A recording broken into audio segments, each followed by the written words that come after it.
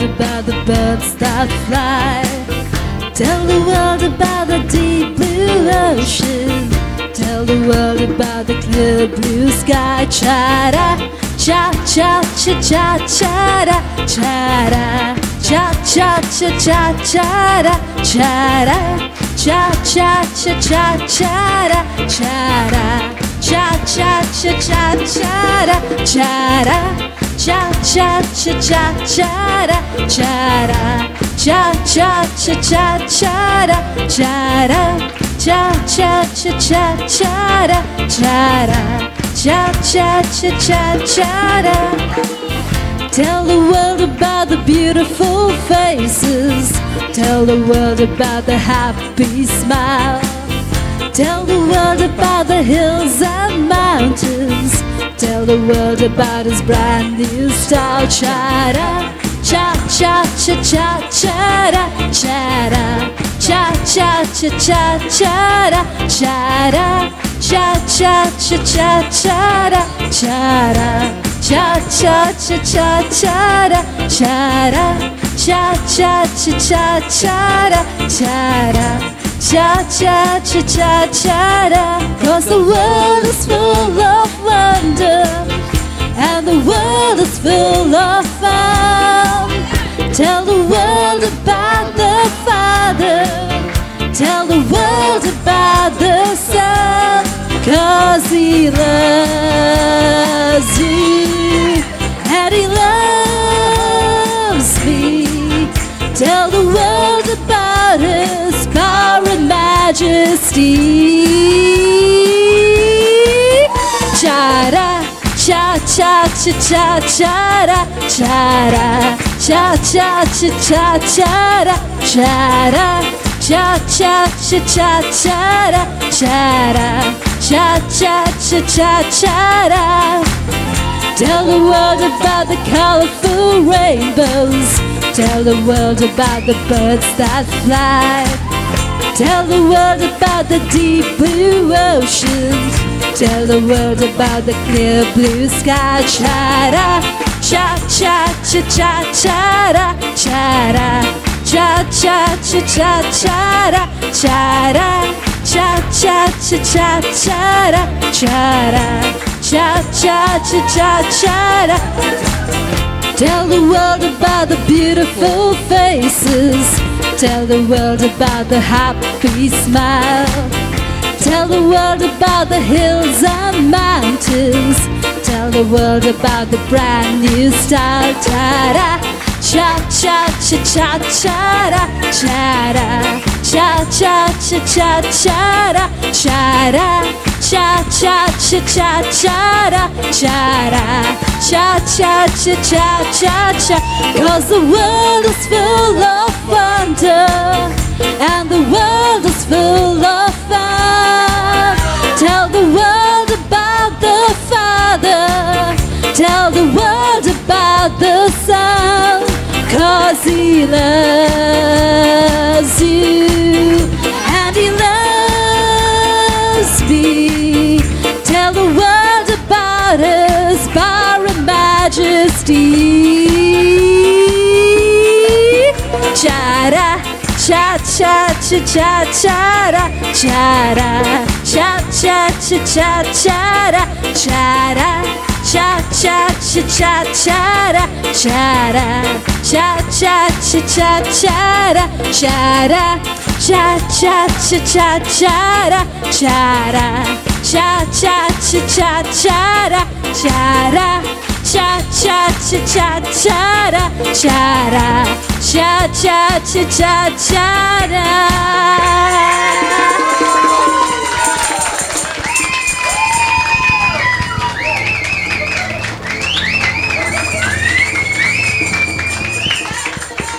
Please be seated. Please be seated.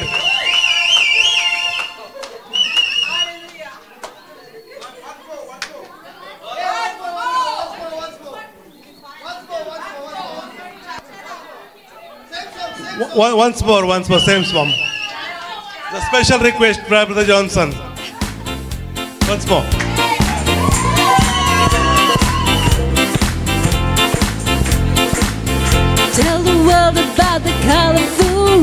rainbows. Tell the world about the birds that fly. Tell the world about the deep blue ocean. Tell the world about the clear blue sky. Cha-da, cha-cha-cha-cha-cha-da, cha-da, cha-cha-cha-cha-cha-da, cha-da, cha-cha-cha-cha-cha-da, cha-da, cha-cha-cha-cha-cha-da. Tell the world about the beautiful faces. Tell the world about the happy smile. Tell the world about the hills and mountains. Tell the world about the brand new style. Cha-da, cha-cha-cha-cha-cha-da, cha-da, cha-cha-cha-cha-cha-da, cha-da, cha-cha-cha-cha-cha-da, cha-da, cha-cha-cha-cha-cha-da. 'Cause the world is full of wonder, and the world is full of fun. Tell the world about the Father. Tell the world about the Son. 'Cause He loves you, and He loves me. Tell the world about the power and majesty. Cha-da, cha-cha-cha-cha-cha-da, cha-da, cha-cha-cha-cha-cha-da, cha-da, cha-cha-cha-cha-cha-da, cha-da, cha-cha-cha-cha-cha-da, cha-cha-cha-cha-cha-da, cha-da, cha-cha-cha-cha-cha-da, cha-da, cha-cha-cha-cha-cha-da, cha-da, cha-cha-cha-cha-cha-da.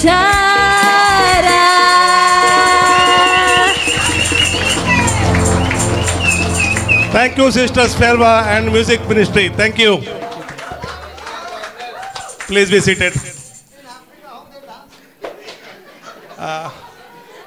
There is this one announcement. Please pay attention. Those who are having password of Brother Vijay's residence and their Wi-Fi is on, I request is to please put up your Wi-Fi, because we are facing problem in relaying the TV the other side. We have more than required people here. They are sitting outside. There is no enough place to sit here. So please switch off your Wi-Fi. Those who have. Tomorrow again. We are changing tomorrow.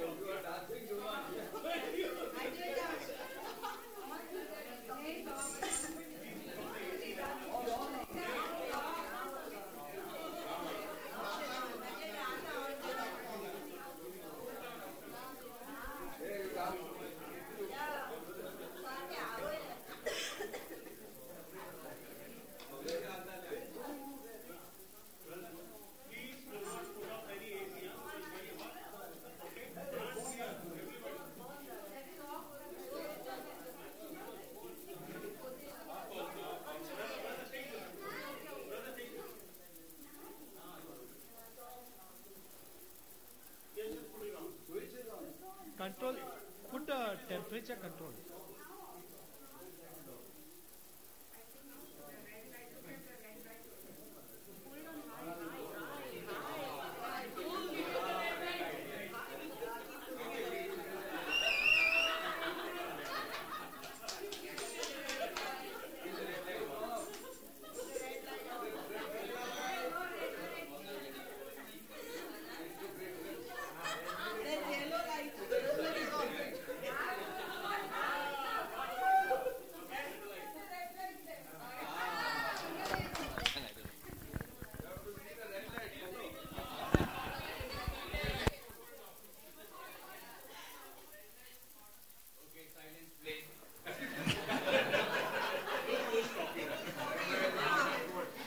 Hallelujah.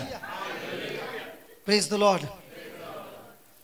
Let me give you an example. Even if the red light is on and my brother is set on 26, most of you will say, thank God the AC is on. But at 26, even then, the room will not become cold.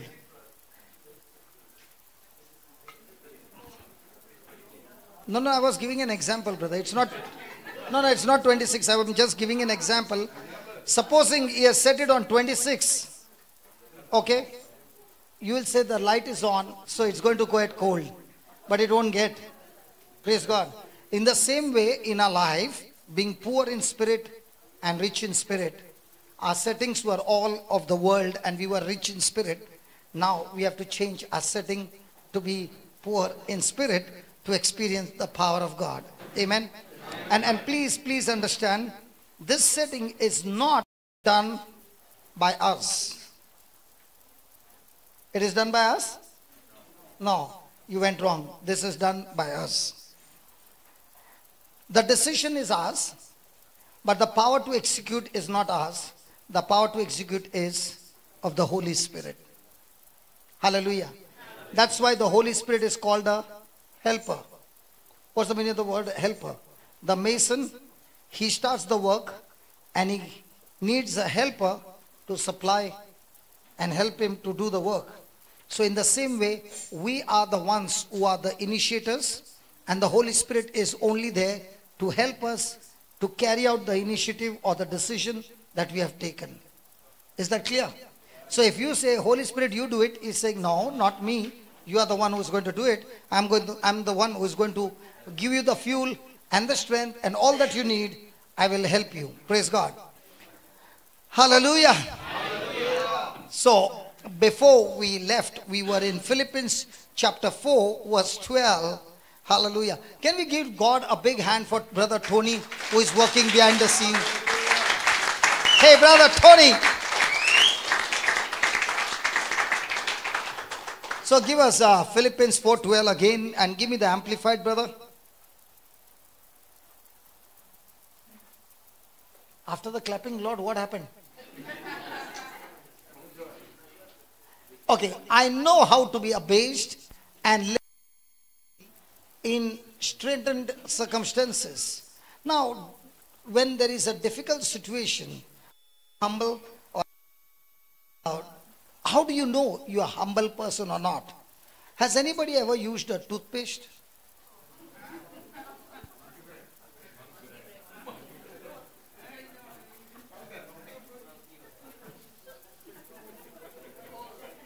Hello, I'm asking you a simple question. Have you used a toothpaste? Yes. Now the same toothpaste, if you put it on the floor and you squeeze it with your leg, what will come out? Paste will come out. In the same way, when I go through any rough situation, what comes out of my heart, what comes out of my mouth, what comes out of my mindset, that decides my destination. It's a choice that each one has to do.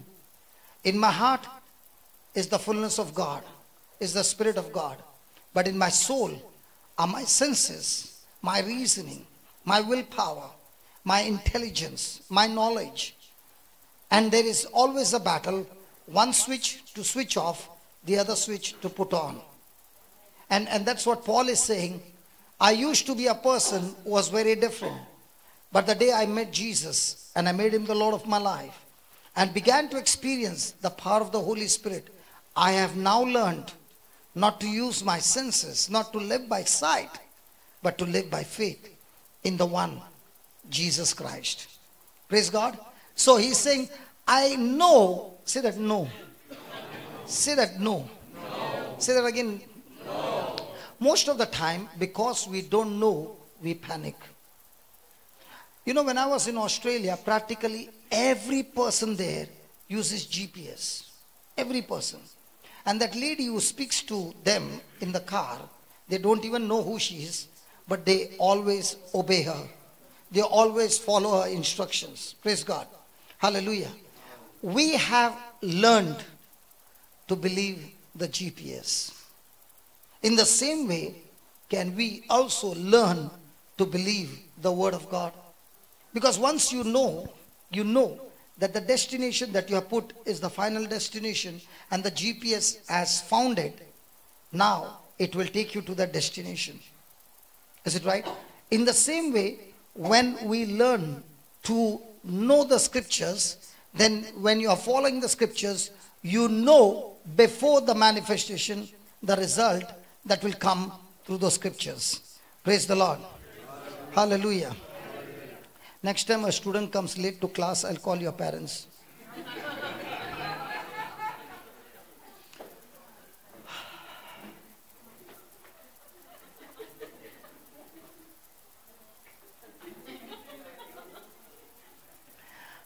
I've learned in any and all circumstances the secret of facing every situation.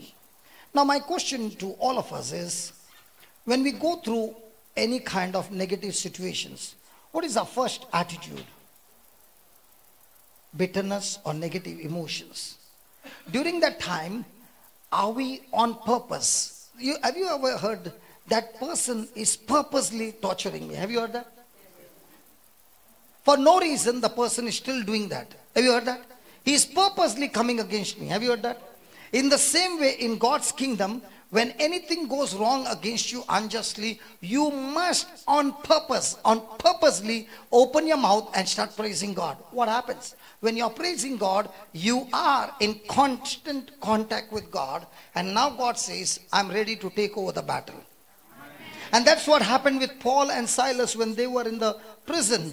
Unjustly put in the prison, beaten up, and they were facing a death sentence.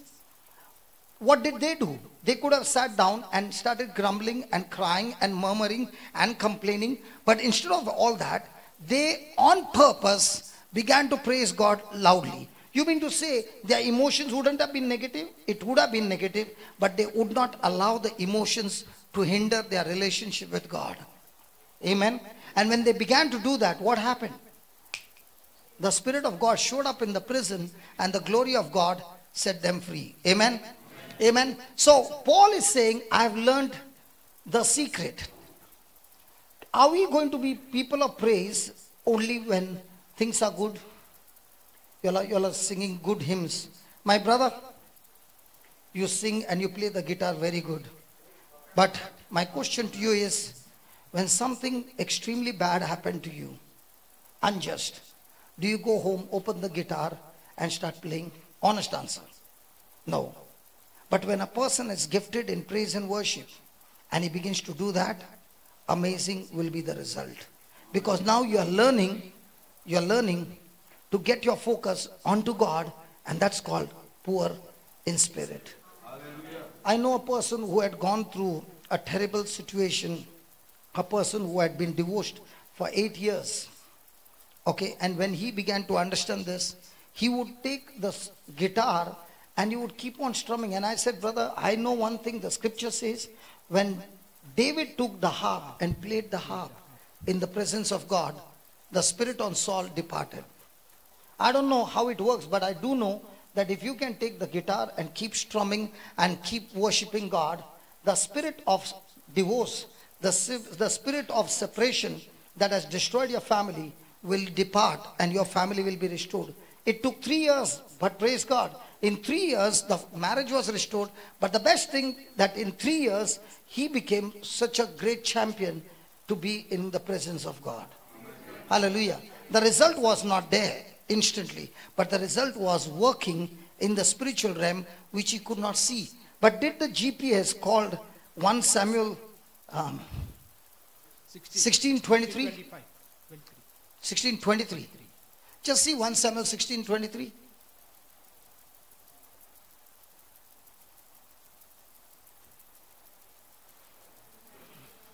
When the evil spirit from God was upon Saul, David took a lyre, and so Saul was refreshed and became well, and the evil spirit left him. So evil spirit left. Is the evil spirit going to leave our loved ones? So how many people do you find when the loved ones comes against you or irritates you or does something against you? Do we learn to do it God's way, or do we do it the emotion way? And if we are going to live our life based on emotion, will we ever be poor in spirit? People who live by emotions are never poor in spirit. Now somebody will say, in other words, why did then God give us emotions? He gave us emotions to live in this world in the natural. For example, He gave us emotions to see. Now if there is a car coming, you don't live by faith with your eyes closed and say, in the name of Jesus, I'll go and the car will stop. No. Yes. Why that evil spirit from God? That's a good question. I was thinking why nobody's asking. Hallelujah. Listen, God doesn't need to send an evil spirit. When a person is doing wrong, he himself has activated the evil spirit. And God has allowed the permission to do it. Now, example, you got a small child and the child keeps on doing wrong. Do you give a whack? Now, why do you give a whack? So that it hurts the child or to correct the child? So this one was to correct Saul, but Saul would not get corrected and therefore he lost. God, the God who treats us as his own children will chastise us, not to hurt us or destroy us, but to make us like him. Hallelujah. And that's why the Bible says, do not harden your heart when God chastises you. Yeah, Brother Richard? I don't know the translation, but that's what I understand. Because if you take, just give me Amplified, let's see what the Amplified says. This is Amplified. Okay, then give me the King James. It's the same in both the Bibles, it's the same. It says from God. Yeah. Hallelujah. Hallelujah. Okay, now let me ask you. Just a little, we are going away from what I'm teaching. The prodigal son, when he asked his father for his share, was it right for him to ask? No. Did his father give him the share? Yes. Did the son say, I don't want to live here, I'm going from this country? Yes. You mean to say the father did not know that this son who is taking this step is going to mess it out? He knew. Then why did the father not stop him?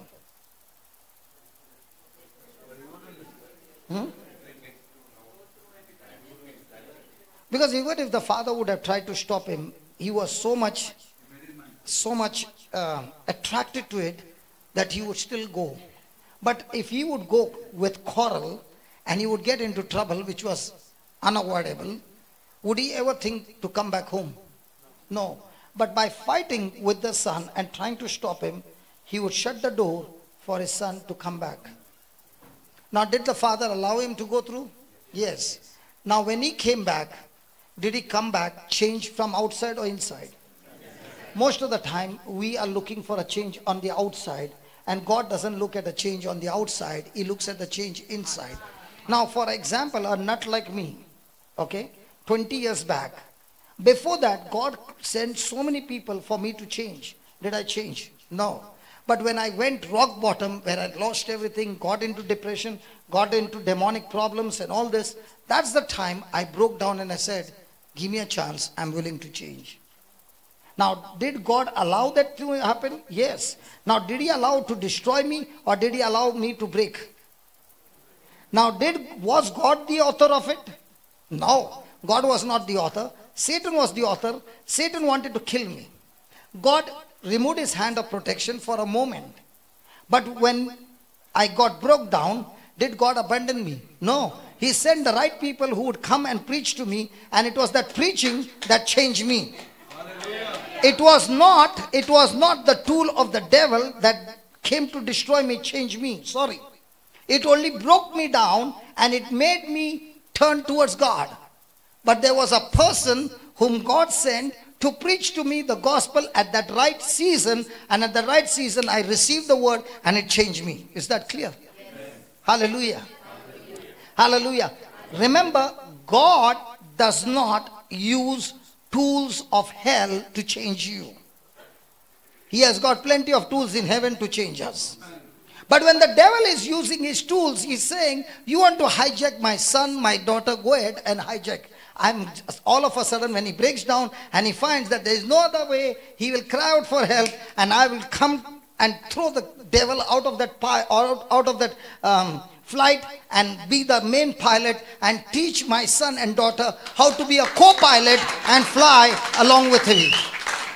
Are you following? Praise God. Is that clear? Thank you, Jesus. Okay, let's go back. So what did we write? Acknowledging the wisdom of God in appointing us to patiently bear the inconveniences. That's what we wrote. So has God anointed us? Yes. Has he opened our spiritual senses? Yes. But do we all have that experience? No, because many of us do not want to step out in faith, because our way of understanding is, when I come to Jesus, Jesus will always make me comfortable. If you really look at the early church were never comfortable. When they received Jesus and the Holy Ghost came upon them, everything came against them. But when everything came against them, because their eyes were fixed on Jesus, they could face the opposition. But even though they were facing the opposition, they were able to be not only overcomers, but in the time of overcoming, they got many of them changed to Christ. Hallelujah.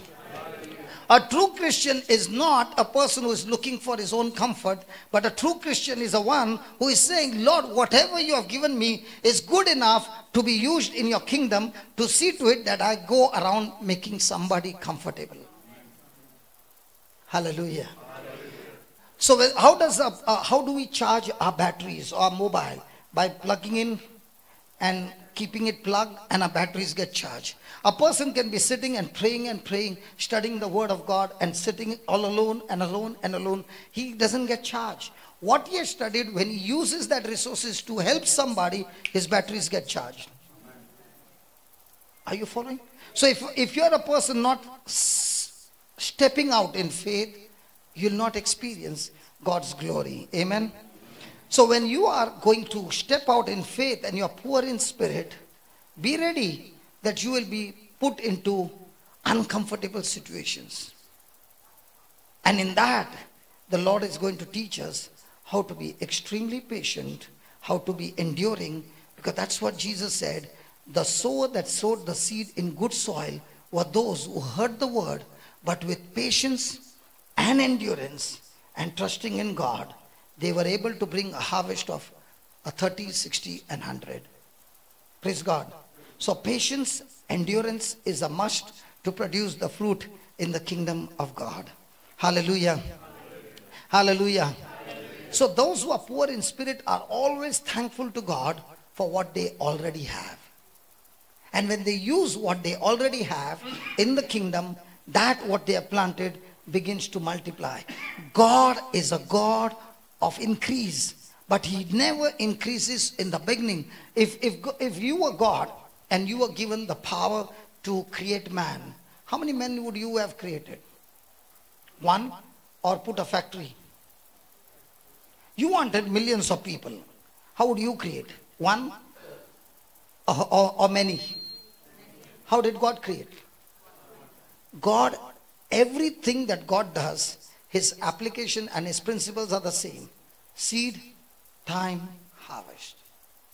Even in your life, it won't happen directly harvest. There's going to be a time that you plant the seed. It starts with small. And when it is done the Lord's way, he's the one who is going to multiply. He's the one who is going to increase. And he's the one who is going to bring in the harvest. But what's my job? I take the initiative first to believe him, trust him, and put the seed. What's the seed? Anything that I use in the kingdom for others' benefit becomes my seed. What's the harvest? Anything that I use for my own benefit becomes the harvest. So if you look at the scoreboard every day, ask a question. Am I a person who is eating up my seeds as a harvest? Or am I using what God has given me for the kingdom? Which one is more?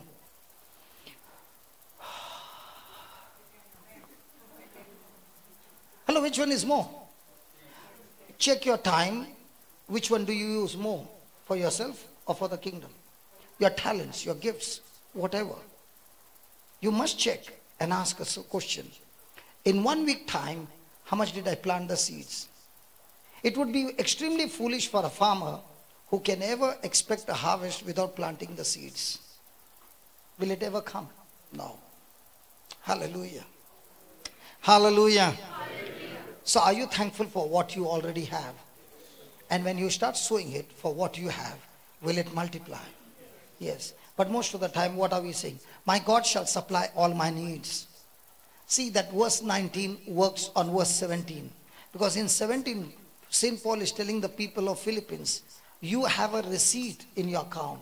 You have a credit in your account. And based on that receipt, what you sowed in the past, on that receipt, my God shall supply all your needs. So where many of us have not planted anything in the receipt is zero, but expecting a harvest. And God is saying, don't be deceived, because I'm not mocked. You never sowed the seed. How do you expect a harvest? Now I'm not talking about, the moment you say seed, people think it's money. It's never not money. Money is just one small facet. Everything of your life when you sow it for the kingdom. Praise God. Hallelujah. Hallelujah. Hallelujah. Then a person who is poor in spirit, write down. Is it a good topic? Yes. And I want to tell you, this is the master key that is going to change your whole future. Unless you become poor in spirit, you will never ever experience the kingdom principles or the kingdom harvest in your life. Praise God. Amen. So, what did you write? Huh? A person who is poor in spirit is willing to lose L-O-O-S-E, not lose L-O-S-E, lose L-O-O-S-E, lose to all worldly wealth. Lose to all worldly wealth and not set his heart upon it, and not set his heart upon it, but cheerful to bear losses,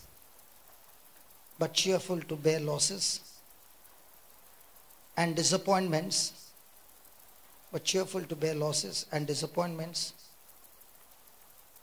which may befall us in the most prosperous state, Praise God. Hallelujah. So the person who is poor in spirit, you see, he is not longing for worldly things. Okay, I remember a person who has been using the word of God, and his life, he has seen promotion after promotion through biblical applications. Okay, and he's saying, brother, there were people who were working with me, and I still see them on that level, whereas I have gone 8 levels high, and I can say it is God's favor. Okay, so he was saying to me, brother, I just want to bless you and your family. And I turned around, God is my witness, and I said, listen, brother, as for me and my family, I've got my own business, and God has blessed me tremendously. Okay, so I told him. So he was saying, hey brother, I want to give you the money. I said, no, you keep the money, I'll let you know. And recently, as I told you, there is a rehab in Sri Lanka. So this rehab, we got about 180 boys in the rehab, and there's no place, and we have to send the boys back because there's no place. So we decided to open one more building. Does it require money? Come on, does it require money? So I told him, hey brother, that money that you wanted to give me, can you transfer it? He said, where? I said, to Sri Lanka, to construct this work. He was so happy, because now that money is being used not only to build a kingdom, it is being used to construct a building where this person, through his wealth that God has given him, now there will be another 80 to 100 boys who will be staying there, and more lives will be changed. Hallelujah. I can give you so many testimonies. When a person is poor in spirit, my friend, you don't have to chase money. Money is going to chase you. Because you are no longer possessive of money. You are possessive of how to use that money in the most productive way that, will spread and expand the kingdom of God. Hallelujah. So I've got many banks with me. What's the bank? The ones who want to invest, but I wait till the right season comes and I tell them, this is what I want you to do. The last time we sent 13,000 CDs. There's somebody who said, I want to sponsor CDs. How much? This much. Okay, done. He makes the payment. The CDs come. Somebody else says, I want to do the transport. Good. Praise God. And things are happening. So when you're not possessive, a person who is poor in spirit is not possessive. He is only possessive of God. For him, everything is God. If a person sits with him and talks some other topic, is not interested. He's only interested in the topic of the kingdom of God. Hallelujah. Thank you, Jesus. So write down. Is it interesting? Yeah, because this is where our whole future is going to turn around. If we be rich in the world,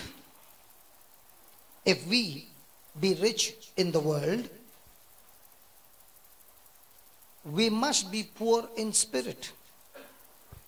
We must be poor in spirit.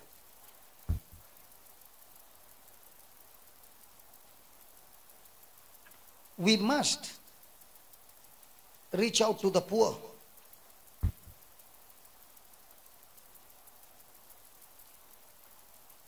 And sympathize with them.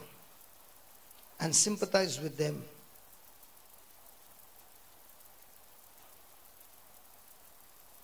As being touched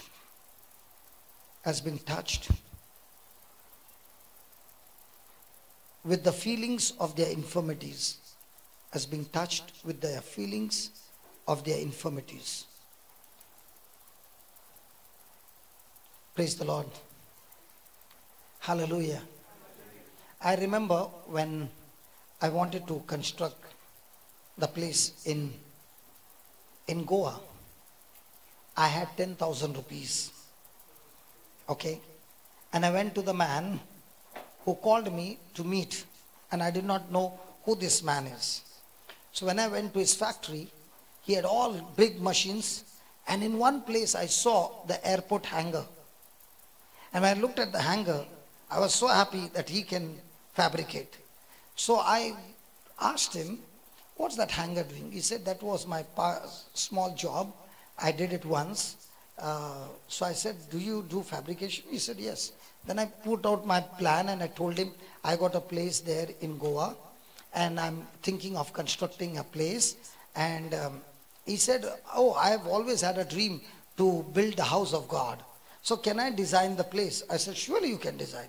So we made a deal and I said about, say about 1,000, 2,000 people shared. How much is it going to cost? He said, don't worry. And when everything was done, he said, okay, well, let's make a deal. Labor is free, only material cost. Now always remember, in fabrication, the labor is 2 times of the material cost. And he said, labor is free. So 2/3 of my project is free. Praise God.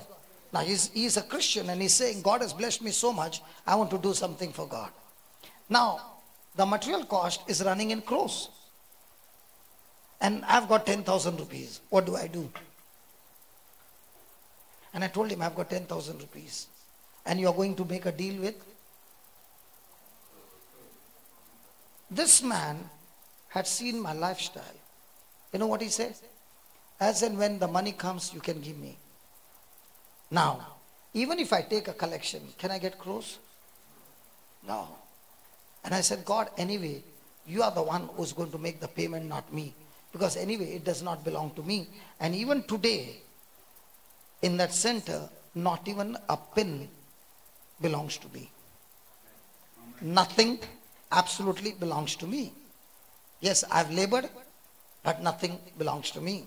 Because if it belongs to me, then every day I'm stressed. It belongs to me. If it doesn't belong to me, I've got no stress. Are you understanding? So the construction was over, everything was over. And what was I doing? I was doing what God had called me, and I was just doing the preaching, going from place to place. And it was going on. Now, the payment has to be done. That man did not ask me for payment, nothing at all. But one day in the evening, when I was about to board my bus, a person came and said, God told me to pay your bills. And I turned around and I said, my bills are very big. He said, doesn't matter, pay, I send the bill. So I went to Bangalore. Early morning, I was there at 3 o'clock, sitting on the email, making the bills. Till 6 o'clock, I could not click on that word send. From 3 to 6, praying about it. 6 o'clock, I sent it. 6:05, the reply came. The bill that I sent him was only an installment of 140 lakhs. And the message came within 5 minutes. Send a man to collect the check. So I have seen in my life, by not going after money or anything of the world, but running after God day and night, God has been able to pay all the bills. We are debt-free people.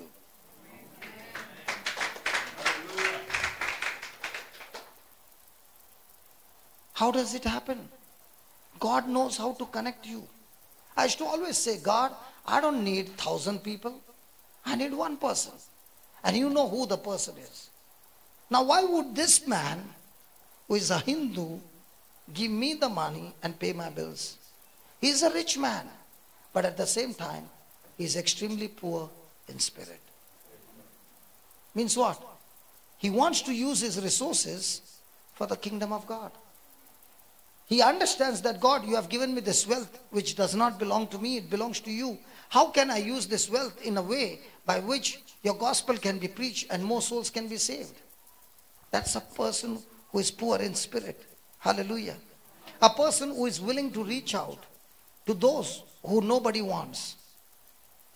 Is it easy to stay in a house with 60 people, 180 people, and all hardcore drug addicts and alcoholics? I remember in Sri Lanka, they have every Thursday the ex-alcoholics and drug addicts meeting who are in the center. And that day was a dinner party, so they said, brother, you preach. So I asked them just like this, has anybody ever been to prison? And I found 60% of their hands were lifted up. A congregation where 60% have been in prison.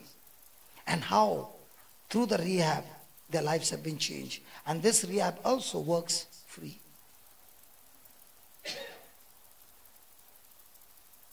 How to use our resources by building up a restaurant. And these boys work in the restaurant. The money that is generated from the restaurant goes to the rehab. Looking out for business, but what business? How can this money or resources be used in such a way that God, you will not only bless this money, but through this money, we will go and build up arms and ammunition against the kingdom of darkness. Hallelujah. Hallelujah. Praise God. That's why you must be wondering, there are CDs out there, right? Is there anybody looking how many you are picking up? I'm asking you. You can pick up as many as you want. Has anybody ever stopped you? Why? Because there is somebody's sweat which has been put to make those CDs. Somebody has sowed it and you have received it free. And now what you have received it, are you taking that? It's not just a CD, it's a seed. And that seed can destroy anything that the devil has planted in anybody's family for years. It's the most powerful seed that can change a person's and the generation's future. For me, it's not a CD. For me, it's a living seed. Amen. So what am I doing? Might be you are saying, brother, I'm not good in preaching. Okay, fine. Are you taking the CD, finding some people who are depressed and taking a Friday off and saying, hey, I would like to visit your house, and sit with that person, put on the CD and say, let's both listen together. And explain to that person what your testimony is. You have made a beautiful preaching. You have planted the seed. You have started the person to get addicted to the CD. Things will change. Amen. But most of the time, we who say we are poor in spirit, we are all the time thinking about ourselves and our family. But when a person is poor in spirit, he's looking for people who are lower than you. He's not saying, Lord is not saying you lower yourself to him. No, he's saying raise his level to you so that both of us can walk together on the same platform. Amen? Amen. Hallelujah. Hallelujah. Thank you, Jesus. Thank you, Jesus. Praise the Lord. So write down, is it good? Yes, praise God. Write down, we must expect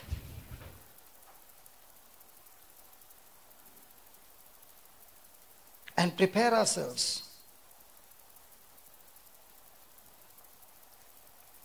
for any kind of battles.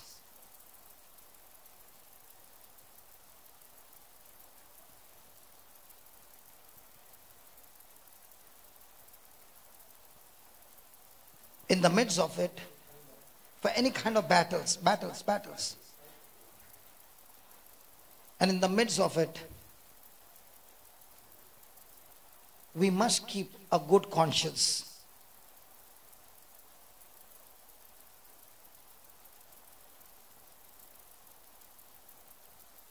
Give me Hebrews 10:34, brother.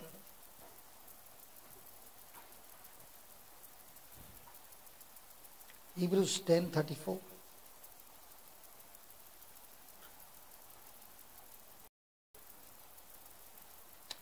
For you did sympathize and suffer along with those who were imprisoned, and you bore cheerfully the plundering of your belongings and confiscation of your property in the knowledge and conscience. This is amplified.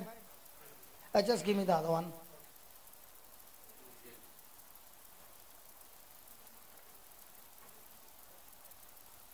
Now, St. Paul is talking in the book of Hebrews, is saying to those who are the early Christians, for keeping their faith strong, there was so much of persecution that they were not only attacked, their properties were taken, everything was taken, they were beaten up and they were thrown out. So, for you had compassion of me in my bonds and took joyfully the spoiling of your goods, knowing in yourselves that you have in heaven a better and an enduring substance. Now, when their properties were taken over, because they became believers, because they began to follow Jesus, is it easy to let go of your property because you believe in Jesus? They were the Jews. They were the Gentiles who made a decision to accept Jesus as their Lord, God and Savior. And when they made that choice, they were attacked. Even in India, you see that. When you go to the remote villages, they don't even get water from the well. They are isolated. For days together, they have no power, they have no water, they have no food. Nobody gives them anything. And yet, they stand for their faith. Why? Because they understand my life on earth is just a blink of an eye compared to my life for all eternity in heaven. When the mind is set on the treasures of heaven, then you can face everything on earth. But if you make your treasures on earth important, then you lose your treasures in heaven. So where is your eyes fixed on? Now my brother was asking me, hey, from now you are going to Ireland. And let me tell you the timetable, if you see the timetable, I know I will not be able to do it. I know that. But I also know that when I step out in faith, He's going to make me go and finish the timetable and come back. Hallelujah. Now if you ask me, how many topics have you fixed up? My friend, I have no topics to fix up. But at night when I'm coming back, today also, at 3 o'clock I'm coming and doing my revision. Just like you are appearing for an exam. And telling God, God, when I stand there, please help me. I will not be able to remember everything. But please help me. Give me more understanding. Make it very easy for people to understand. And when you are making people understand, the first thing you make me understand. Because I'm also a student here. I'm not a teacher. I'm also a student here. Learning from the same Holy Spirit. Praise God. And when I finish the mission and I'm back on that flight, the first thing is, Lord, I want to just thank you. Without your help, it would have never been possible to do it. Never. And that's what he's saying. Hallelujah. What about a man named Job? Was he a righteous man? Yes. Did he love God? Yes. And when everything went off his hand, his children died, property, everything in one day, what did Job do? Was he poor in spirit? Extremely poor in spirit. What did his wife say? Curse God and go and die. What did his friends say? They all accused him that he's a sinner. Did Job pray for those same friends when they got into trouble? God saw him extreme poor in spirit. The very friends who accused him, Job began to pray for their deliverance. And what happened? God blessed him 2 times of everything he lost. That's called poor in spirit. When somebody comes to trouble you, what's my prayer? God, take him out of my life so that I will be free. Come on. And what was Job's prayer? God, please bless them. Hallelujah. So do we have some people whom God has on purpose put in our life to teach us to love them, pray for them? Come on. And grow stronger and stronger in our relationship with God? Do we do that? So are we poor in spirit? And I'm saying to God, today I'm supposed to preach on Beatitudes. And I said, God, I wish I can finish on Beatitudes till 1 o'clock. On just poor in spirit. Because if these topics are taught and we renew our mind and get this on into our life, I tell you, everything will start chasing you. Because now you are established in the kingdom of God. Now for example, oh thank you Holy Spirit. Has anybody ever taken a flight from Sharjah, Air Arabia?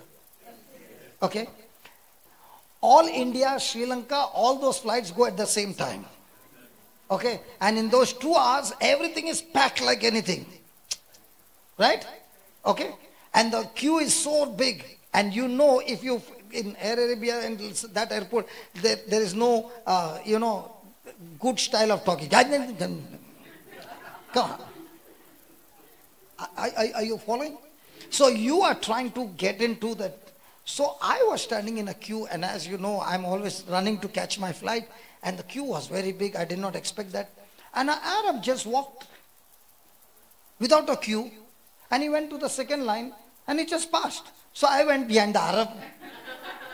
Okay? And I stood behind him. That security fellow told me, I said, he took me from there and put me right behind, not even to my place. He came with me and put me right behind. And it was really painful. Okay? And I stood there and the Lord said, this man knows who he is. The Arab knows that I am a citizen of this country. I don't need to stand in a line. I know my right and I can stand and make a new queue and I still get permission to go through. And I tried to imitate him and I found that because I'm not a citizen but I've come from out, I got punished by putting me right behind. Hallelujah. So in the same way, when I become poor in spirit, now I am a true citizen of heaven. Now my inheritance will show up. And I was standing there and I was saying, God, you are so good. And I was so, people must have been thinking what this fellow was trying. But there I was standing and saying, God, you are so good. Now I understand. I should first be a citizen, then I can enjoy the rights. So Lord, if I'm standing here and I'm hurt, but Lord, instead of me giving him some bad words from inside, he can't hear it. Possible? Can't possible? So I said, I have a choice, Lord. If I love him, I pass the test. So now I'm poor in spirit. I made a mistake. For that mistake, I got punished. But after getting punished, it's painful, so I can retaliate from inside, not directly. Others, I'll be next, found in the prison. Hallelujah. Are we understanding? So we want the inheritance to come from the kingdom, but we have not yet qualified to be in the kingdom. So when I'm poor in spirit with my choice, please understand, poor in spirit is not by default. It is by choice. I can remain in the kingdom and I can walk out of the kingdom by my choice. Amen? Is it making sense? Yeah, when I share with you all my troubles, it makes sense. Hallelujah. Thank you, Jesus. All that I went through, they don't want to hear. Then only they understand. So, for you had compassion of me in my bonds. They could see the life of Paul and how Paul was not interested of anything on earth. His eyes were fixed on the treasures of heaven and took joyfully the spoiling of my goods. Whose goods? When your goods are taken over by force, can you still have joy?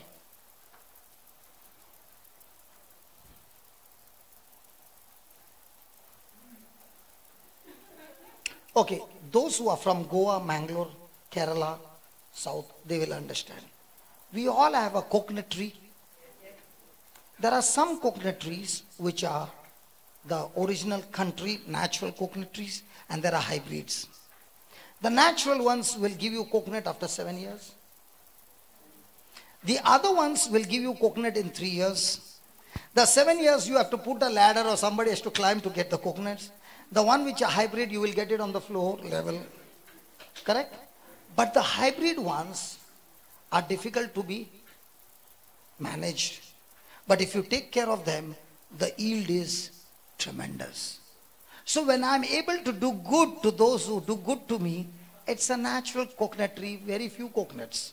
But when I'm doing good to those who don't deserve to be done good by me, then I've planted a hybrid coconut tree, which will give me the yield in short season and in abundance. So can you ask your neighbor which farm you got?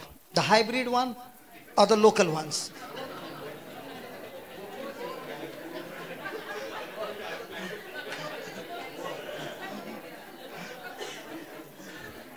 Hallelujah.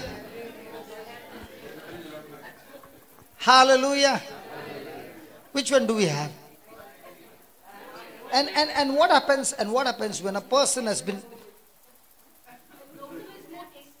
Sorry? Who told you? Who told you? Huh?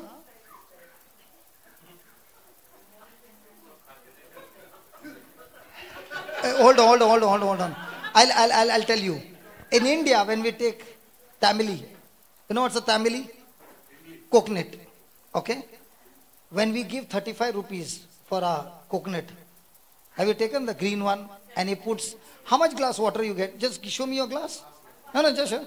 Itna bhi nahi milega. Or little more than this. The same kind of coconut in Sri Lanka, half the price. When you buy one, you get at least nothing less than 2 glasses of full water. Hybrid. Tasty.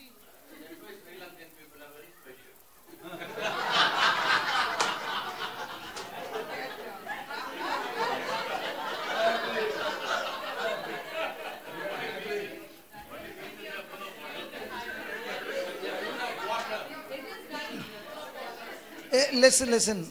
Did sister tell you something today morning? That today Sri Lankans became very special? Did he have a fight this morning? Hallelujah. Hallelujah. So, in our life, a person who has been making choices like this and planting hybrid seeds, people around begin to see, hey, this same person was in all these crises and all, but nowadays I see him getting so much blessing, and I've been coming from church before him, but nothing is happening in my life. What's the difference? Coming to church does not bring the blessing. Being poor in spirit brings forth the inheritance of God's blessing in you. Hallelujah. Many people think I prayed to God, so that's why I'm going to receive. Praying to God does not mean you got qualified. Praying to God means you are willing to be poor in spirit, and the strength that you need to exercise being poor in spirit, the prayer gives you that strength. Hallelujah. Thank you, Jesus. But if you are grumbling for everything, complaining for everything, and God is saying, if you can't get over the small things, how can I bless you with bigger things? Because if I bless you with bigger things and you will go around saying, I'm a disciple of Christ, you are messing up so many people's life. And looking at your example, so many who were willing to come, now they are not coming. That's why so many husbands are saying, when you go and come back, you are still the same. Why should I come?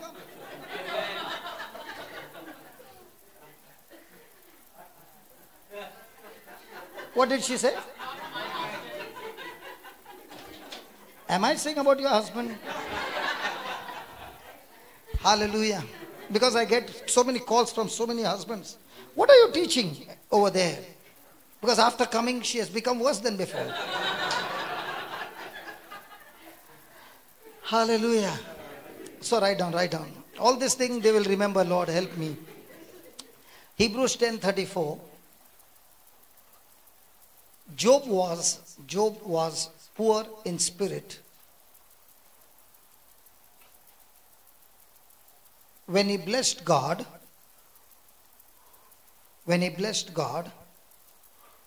in taking away as well as giving.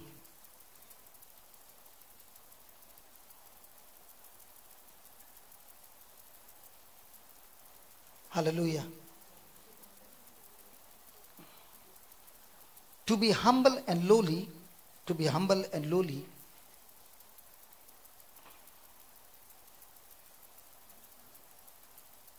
in our own eyes.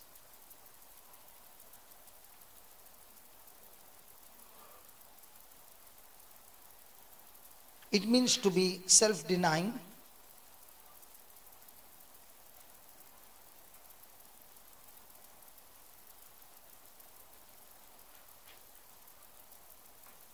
it is to be as little children. It is to be as little children in our own opinion,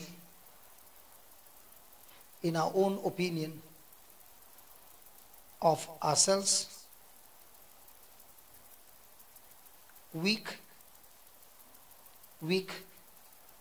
foolish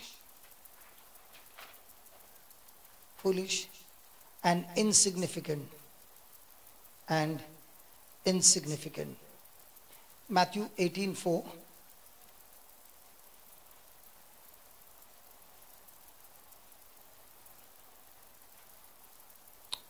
Matthew 18:4.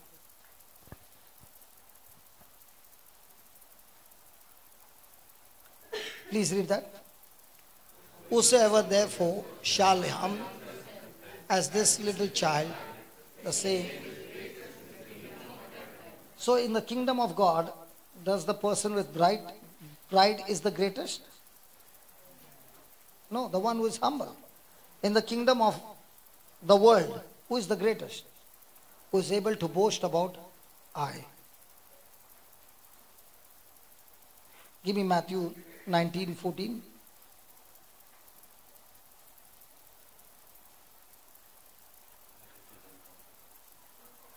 Jesus said, suffer little children and forbid them not to come unto me, for of such is the kingdom of heaven. Were the disciples stopping the children? Did Jesus told them not to stop? So can we be like little children? Have you ever seen children fighting while playing games? And after that, how long do they keep their memory?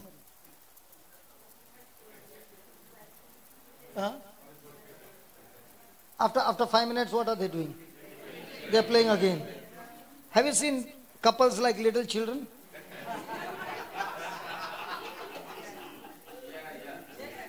Yeah, brother? Many.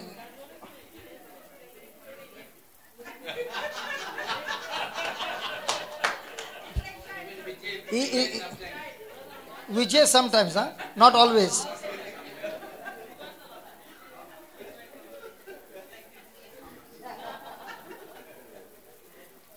It's going on air. You better be careful what you're talking. Hallelujah. So the most of the time, do we keep memory? And because of that memory, our mind is already set. We are not able to perform to the fullness of love. Is love inside of us? Yes. But are we able to perform? No. Why? Our mindset has stopped us from performing love. Okay, Revelation 3:17.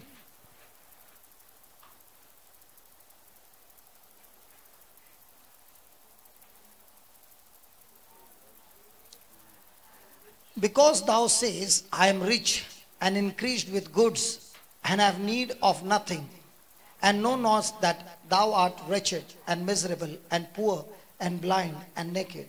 Jesus is talking to different churches. And here he's talking to one of the church who had everything. Then there was nothing lacking in their church. They were extremely rich. But at the same time, were they rich in spirit?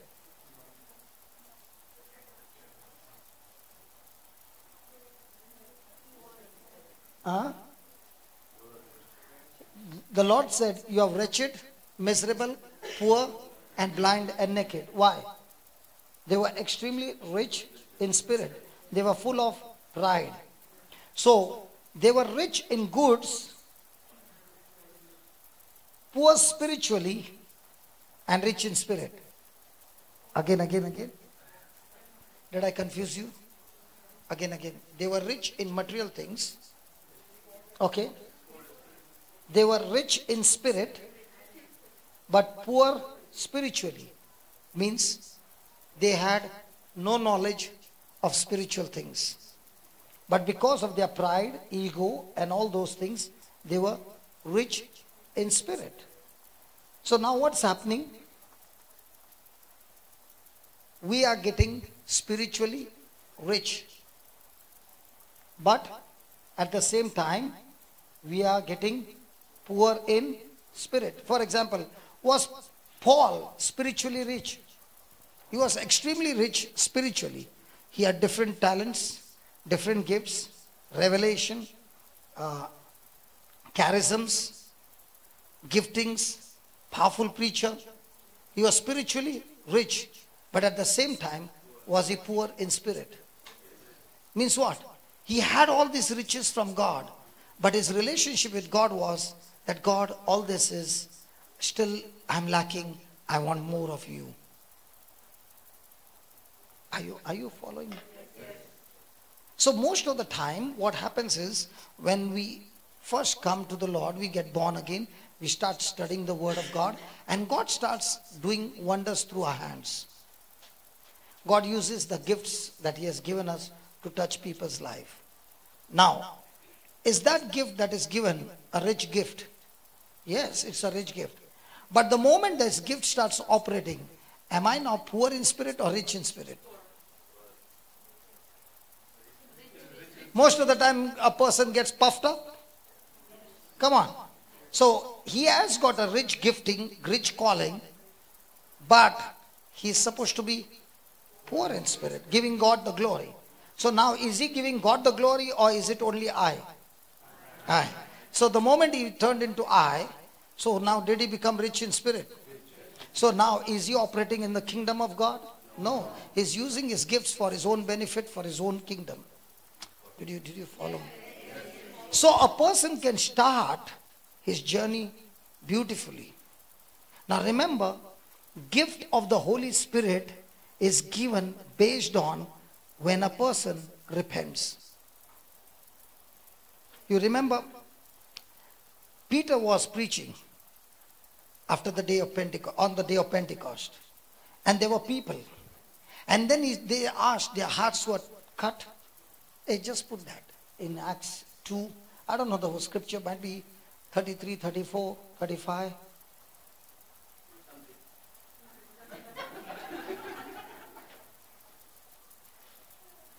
I'll see you after the class. I'll meet you after the class. Okay, then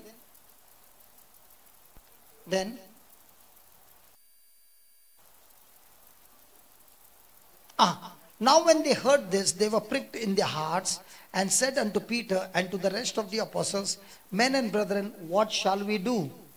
What is the answer? And Peter said unto them, Repent and be baptized, every one of you, in the name of the Lord Jesus Christ for the remission of sins, and you will receive the gift of the Holy Spirit. Now, when God gives the gift of the Holy Spirit, the gifts of God are irrevocable. Once when God gives the gift, He doesn't take it back. Now, for example, preaching is a gift that God has given me. Singing is a gift that God has given them. Now, even if I have to wake them up from their sleep and say, hey, listen, you have to do the praise and worship, they will not be under pressure because it's a gift. It flows naturally. Now, can that gift take them on a higher destination that God has called them for? Yes. Now, the more and more the gifts are used in the kingdom, the more and more people's lives are changed. Okay? Now, the moment those gifts start operating and people's lives are changed, can a person at that time take glory to himself? Come on. Yes. Now, the moment he has taken glory to himself, now what is he saying? It is I who is doing it. Now that person who started well has turned rich in spirit or poor in spirit? So do you find the people who are simple started their journey well, but the moment they came into the knowledge of the truth and God began to do things in their life, at once the evil spirit starts getting them puffed up, and once the person is puffed up, the gifts will still operate, but the person's own personal life will be miserable. Hallelujah. Thank you, Jesus. Can you see the thin line? So write down. Revelation 3:17.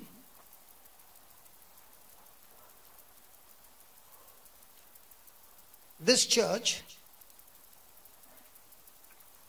was poor. This church was poor in spirituals, wretchedly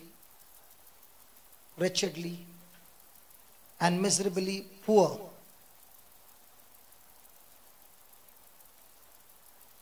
And yet, rich in spirit, so well increased with goods,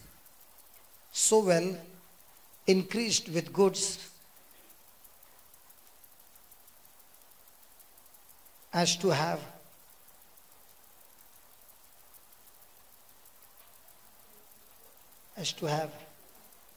no scarce. They had no need of nothing. They had everything. On the other hand,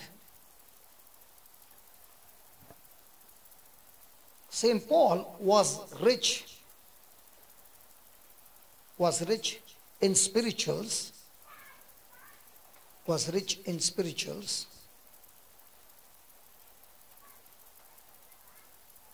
excelling most in gifts and graces,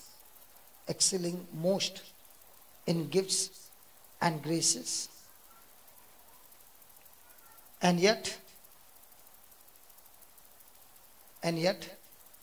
poor in spirit.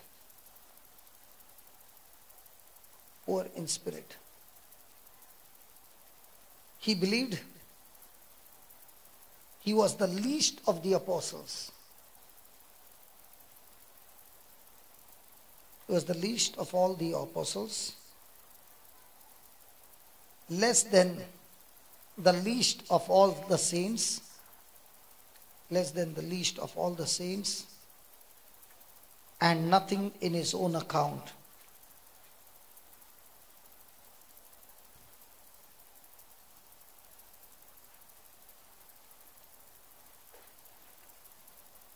Praise the Lord. So spiritually, we are supposed to be rich.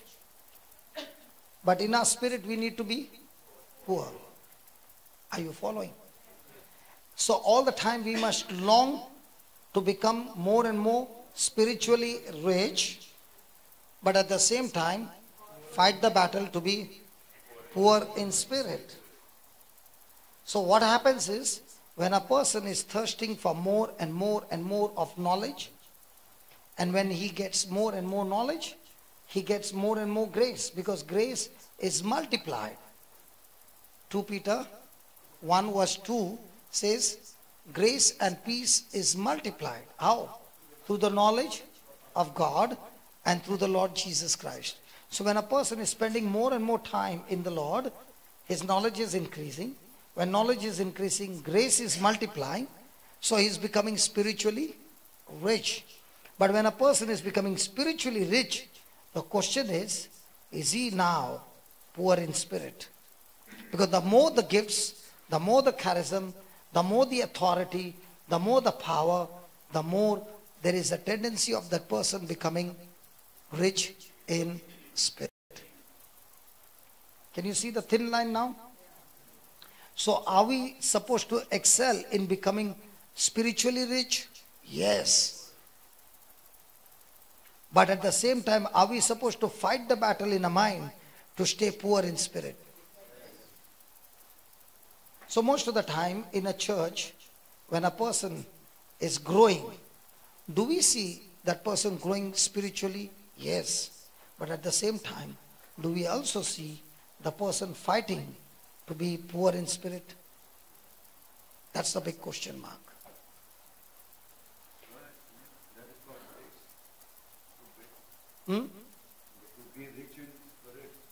Rich in spirit is, okay, I'll explain to you what is grace. I am having a party at home and I called all of you to come for the party. And then I laid food on the table, different varieties of food. Do I expect you to pay for the food? No. Have I called you for this celebration? Yes. Was it out of love? Do I expect anything from you in exchange? No. So what has been laid on the table free by my own willingness is called grace. When you go to the table and take what you want and how much you want, there's nobody to stop you, the more you take and respond to what is laid on the table is called your faith. So all that God has promised you is not because you earned it, it is because Jesus earned it by his obedience.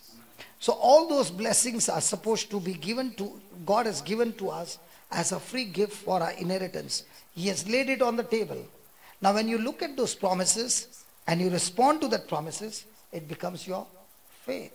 So through that faith, what are you becoming? Rich spiritually. So having more and more graces downloaded through the knowledge of the word and through Jesus, now in your relationship with God, are you enjoying the gifts or are you enjoying the giver of gifts? Are you following? For example, Michael Jackson, he was an excellent singer. Was that a gift from God? Yes. Now did he use that gift for God or for the world? For his benefit or God's benefit? So he gave glory to God for that gift, or did he give glory for himself? So was he poor in spirit? No, he was extremely rich in spirit. Now, even though the gift was there, did that gift bring happiness and blessing in his life? The same gift, much lower, okay, And that person is using it day and night for the kingdom of God. Now, is he spiritually rich? Yes. But now, is that person poor in spirit? And if he is, then it's going to make a big difference. Is that clear now? Any doubt? No. Praise God. So, do we have a everyday check? Yeah. Now, for example, you have been given a position in the ministry. Okay? And somebody else has come and is asking for help. Are you spiritually rich? Yes, that's why you got that position. But now having that position, how are you using? How are you executing that position? Can it become rich in spirit or poor in spirit? Now I can be a volunteer in the church. And I know there are so many people who come. I can open my mouth and speak in such a way that I keep on hurting people. Okay? And I can also be in the same position and be a help to the people. The position is the same, but how do I execute? If I'm rich in spirit, then I will show them who I am. If I'm poor in spirit, then I will show who the Holy Ghost is. Now this is called as poor in spirit. He brought the water for himself, but then he looked at me and offered the water to me. Poor in spirit, thinking about me. Praise God. He can irritate me in the class, that's not a problem. But then he thinks about me, that I need water as I'm talking. Now what's that? Love. Now, is he going to ask me for the charges? No, it's free. Now, is that love displayed? Come on. So is he poor in spirit? Yes. What did you say? Okay. Okay.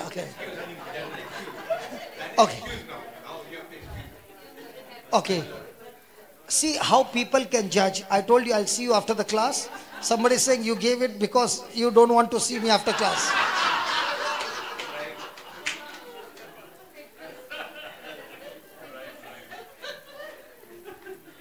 Brother, in this, it's a very good teaching. People can say whatever they want. But he knows and God knows his heart. Why did he do it? So just because people are saying, he can say, you can say. But God knows why I did it. And my God is the one who judges me. My God is the one who decides whether I go to heaven or hell. Your decision or what you're thinking about me does not matter to me.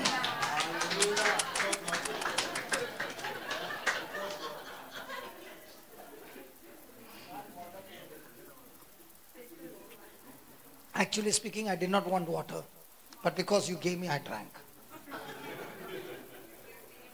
Why are you crying? Why those tears? Tears of love? You know the best part, brother? People can judge us. People can condemn us. But the best part is the final judgment and the condemnation is with the Father. And Jesus is saying, I'm seated at the right hand of the Father. Do not fear. Come to my Father. I fixed it up for you.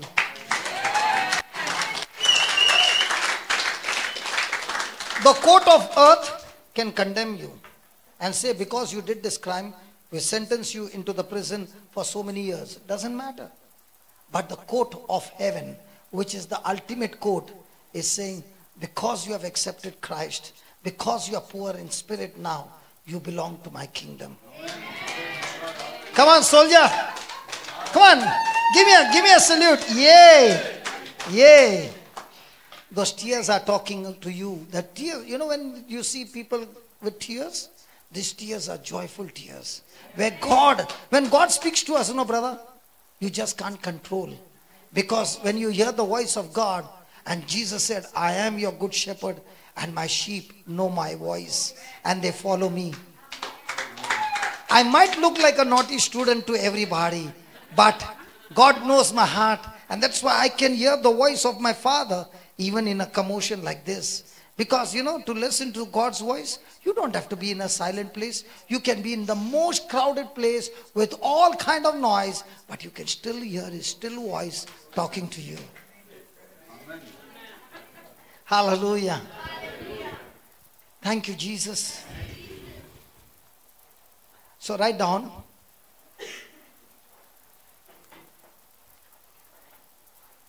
It is to be willing. It is to be willing to make ourselves cheap. It is to be willing to make ourselves cheap and mean and little to do good, to become all things to all men. To become all things to all men. Hey brother, was it necessary for you to go and pick up those 2 things with water? So cheap, man. Lowering yourself so down. But you know what God says? A person who is poor in spirit is willing to make himself so cheap and so much low that he looks out for opportunity to do something good. And that's what he's willing to become all things so that that person is touched. In my life, I've seen there are times when I've got challenges that to meet that person is already annoyed with me. That person doesn't even know me. Yesterday also I was in the hospital. That person did not know me. He said, I've heard about you, and 2 days back I told my wife, I've got nothing to do with him. And I don't want him anywhere close to me. Because the wife was saying, can I call him? He said, I don't want to have anything to do with him. And yesterday was a SOS call, and that's why we went there. And I introduced myself and I said, I'm Johnson. He did not understand because I did not say Brother Johnson. Praise God. So I cancelled that brother because now I'm not gone with brother, only Johnson. And the wife, she also did not know me. And I said, I'm Johnson. She said, brother? Yeah. I said, yeah. So now, there was 2 days before a quarrel that I don't want to. So she said, how did you know? I said, a person by this name called me and said this. Okay, we began to talk. And he began to talk. And the talk began. By the time I finished, I said, brother, can I hug you? He was on the bed. And he said, surely. Not only hugged. He said, next month, when you come back to Dubai, see that you spend time with me. I would love to be with you. Did I preach the gospel? I never preached the gospel. I did not speak anything. Just gave him love. He has got some problem because he heard something from somebody. But now when he met me, he found I'm very different from what he heard. By the time we walked out, praise God, the seed of love was planted. And I said, brother, if you can only listen to this radio, I tell you, you're coming out of this hospital in no time. Amen. So you are going to meet people who hate you for no reason. But are you ready to make yourself so cheap that you're willing to go for? Even yesterday I had no need. Believe me, when I'm going and I'm sitting there, I'm sleeping, because I came from Melbourne to Chennai, had a whole night vigil in Chennai, took a flight in the morning and came back in the afternoon. And now I'm still sleepy. One eye is closed.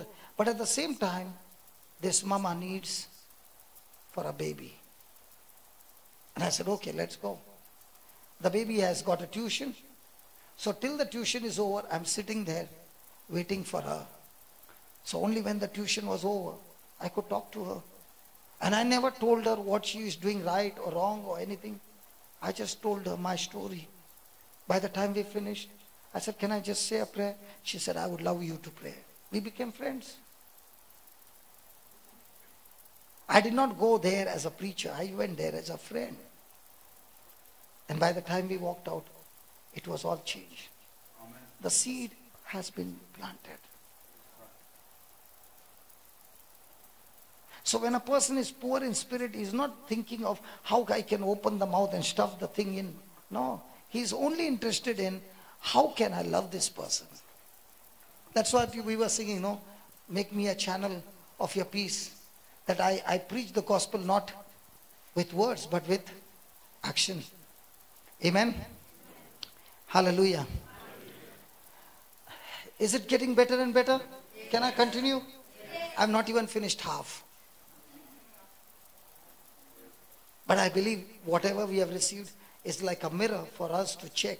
And if we can get this mirror right in our life, I tell you, you don't need a healing session, anointing session. This itself connects you right into the kingdom and everything you will be downloading. Okay, write down. It is to acknowledge. It is to acknowledge that God is great. It is to acknowledge that God is great and we are mean, and that He is holy, and that He is holy and we are sinful. He is holy and we are sinful. That He is all. That He is all and we are nothing.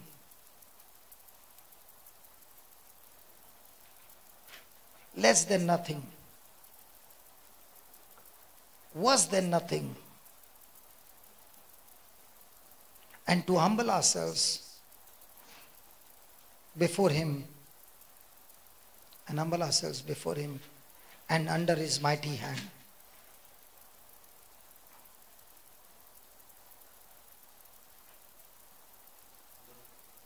And under His mighty hand. Come on. Finish? Hello. Do we all know our own weaknesses? Hello. We all know our own weaknesses. And we all have something or the other where we need God to help us. Come on. So when we know our own weaknesses, can we judge others and condemn others for their weaknesses? See, there are some weaknesses which are open and that can be seen by people. For example, a person is taking drugs or alcohol or smoking. It is visible. But what about a person who is jealous? A person who is in lust? A person who is in greed? Can it be seen? So when a person is poor in spirit, he understands his own life. He doesn't use his eyes to see others. He uses his eyes to see himself and begins to realize that, Lord, you are so holy that I'm not going to set up standards comparing myself to Him. Because most of the time, the person wants to compare himself with others and say, I'm not doing what they do. But a person who is poor in spirit, he never sets his standard on others. He sets his standard on God and saying, God, you are so holy and I in front of you is totally unholy. I am nothing. Not even nothing. Nothing is also better, Lord. I'm worse than nothing. And I need you. I need to change. I need your help. I need your grace. I want to become like you. Hallelujah. Hallelujah. So he begins to realize how helpless he is. He wants to come out of it, but he finds no power to come out. And therefore, he turns himself to God and says, God, I need you. I need your help. Hey, can we sing that song, I Need You? And then we can come back. Can we sing that? Is it okay? Can we take a hymn and then we come back? Sorry? Now I know why my preaching stopped.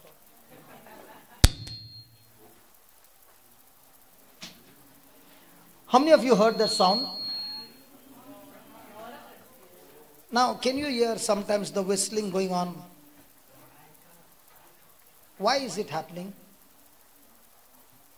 Do you know why it's happening? Because this mic has got a frequency. Okay? And the speaker also has its range. When it begins to increase and the mic comes in that range, it gives a feedback. And that's why the big sound. Because where they are sitting, I think some of them are actually sitting on the speaker. Yeah, just very, very close by. If the speaker is in front, then it will be safer. But they have put the speaker behind and they are in front. It's like you keep a mirror in front of a mirror. You keep a mirror in front of a mirror. So both of them are fighting. Praise God. So in the same way, the Lord is saying, when you are rich in spirit, you are fighting or rebelling against God. But when you are poor in spirit, you are downloading everything of God. Hallelujah. Can we just close our eyes?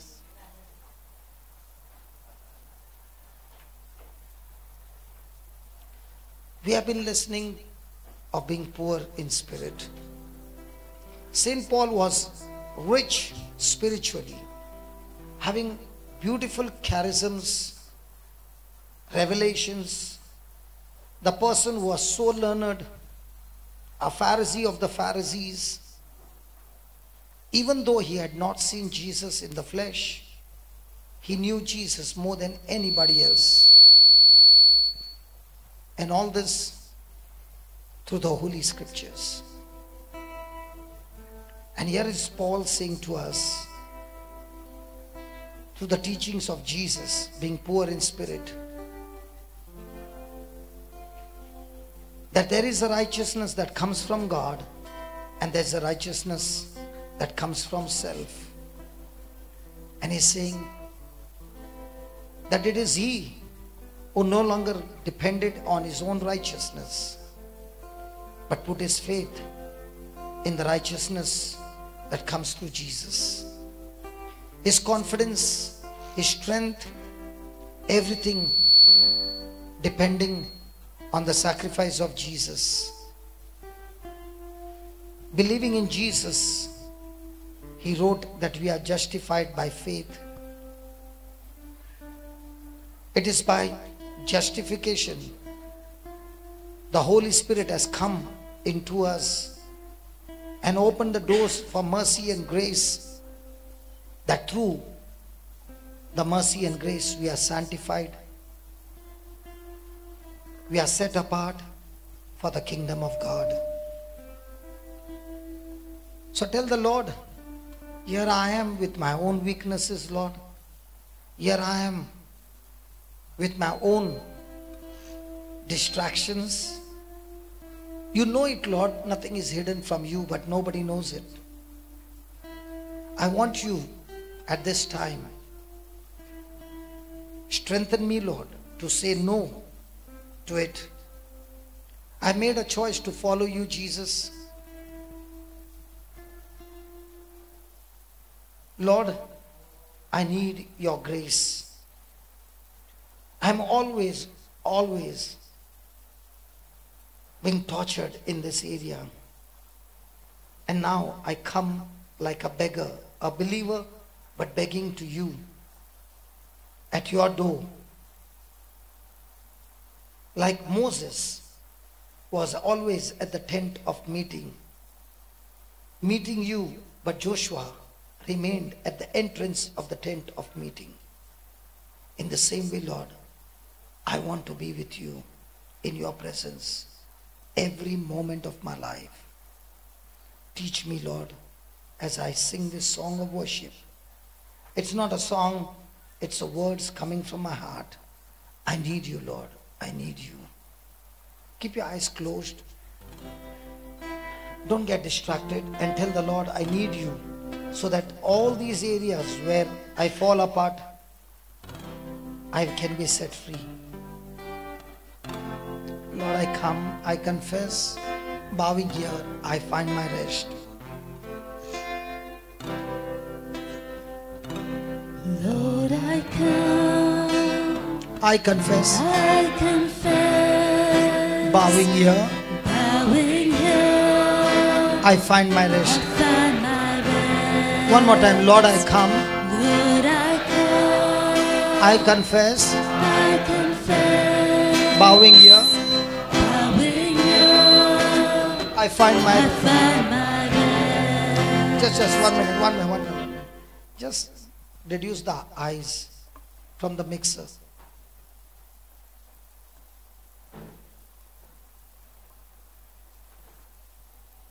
All of them. Just reduce all. Reduce the gain. Done? Put it all on 12 o'clock.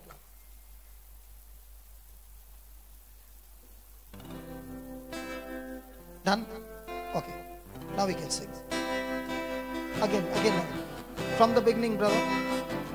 Please close your eyes. Lord, I come, I confess. Lord, I come. I confess.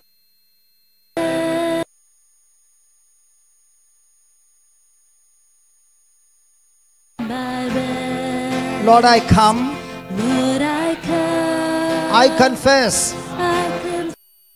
Bowing here. Bowing here. I find my rest. I find my rest. Without you, without you, I fall apart. I fall apart. You are the one You're the one that guides my heart. that guides my heart. Without you, I fall apart. I fall apart. You are the one You're the one that guides my heart. guides my heart. Lord, I need you. I need you. Oh, I need you. Every hour I need you. My one defense, my righteousness. Oh, how I need you. One more time. Lord, I need you. Oh, I need you. Every hour I need you. My one defense, my righteousness. Oh God, how I need you. Let's sing it from the beginning. Lord, I come.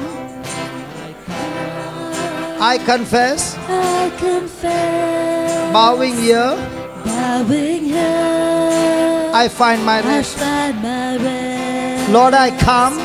Lord, I come. I confess. I confess. Bowing here, Bowing here. I find my rest. I find my rest. Without you, Without you, I fall apart. I fall apart. You are the one You're the one that guides my heart. that guides my heart. Without you,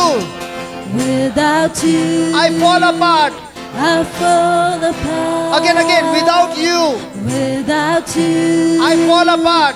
I fall Tell the Lord again. apart. Without you, Without you, I fall apart. again. Without you, I fall apart. One more time. Without you, I fall apart. You are the one. You're the one that guides my heart. You are the one. You're the one that guides my heart. One more time. You're the one that guides my heart. Without you, I fall apart. you are the one. You're the one that guides my heart.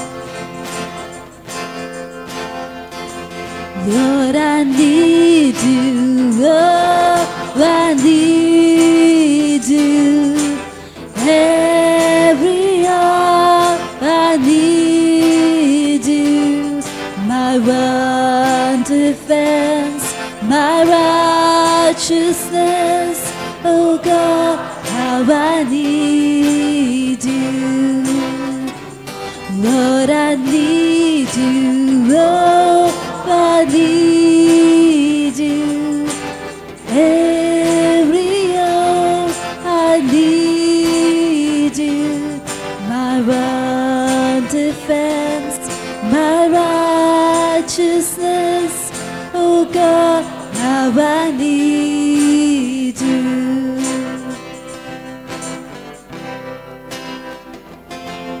My friend, this is the time to speak to the Lord and tell Him, Lord, I keep falling apart. the Bible speaks about a broken and contrite spirit. There was a time when a publican came to the temple to pray, and there was a Pharisee. The publican cried to God. He beat his breast and cried to God for mercy. He said, Lord, here I am, a poor sinner. Now that's called as being poor in spirit. Whereas the Pharisee stood there condemning and judging, and that's called as rich in spirit. My friend, we must call ourselves poor, because always we are in want of God's grace, always begging to God at His door, always hanging on in His presence, because without His grace we can do nothing. And grace comes when we get our mind on the Lord. Talk to the Lord and tell Him, Lord, this is the area where I keep falling, O Lord. This is the area. Might be it's jealousy, adultery, might be it's pornography, might be it's judging, gossiping, condemning, might be it's bitterness, might be it's offense. Whatever it is, tell the Lord, Lord, I want to be free. Lord, I want to be free. I have come here, O Lord, this morning, and I want to be free, Lord. Lord, here I come. I confess. Lord, I come, I confess, bowing here, I find my rest. One more time. Lord, I come, Beautiful. I confess, bowing here, I find my rest. One more time, please. Lord, I come, I confess, bowing here, I find my rest. Without you, I fall apart. I fall apart. You are the one. You're the one that guides my heart. Without you, I fall apart. you are the one. You're the one that guides my heart. Tell Him, without you, I fall apart. You're the one that guides my heart. Without you, I fall apart. You're the one that guides my heart.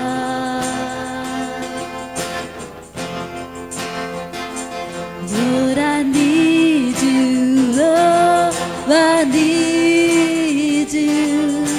Every hour I need you. My one defense, my righteousness. Oh God, how I need you. Lord, I need you. Oh, I need you. Every hour I need you. My one defense, my righteousness. Oh God, how I need you. Lord, I need you. Oh, I need you. Every hour I need you. My one defense, my righteousness. Oh God, how I need you. oh yes, Lord, you are my one defense, my righteousness, and I need you, Lord. Thank you, Lord Jesus, for showing us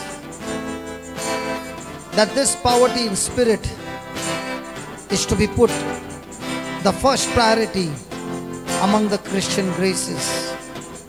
Lord, the people of the world find humility as useless.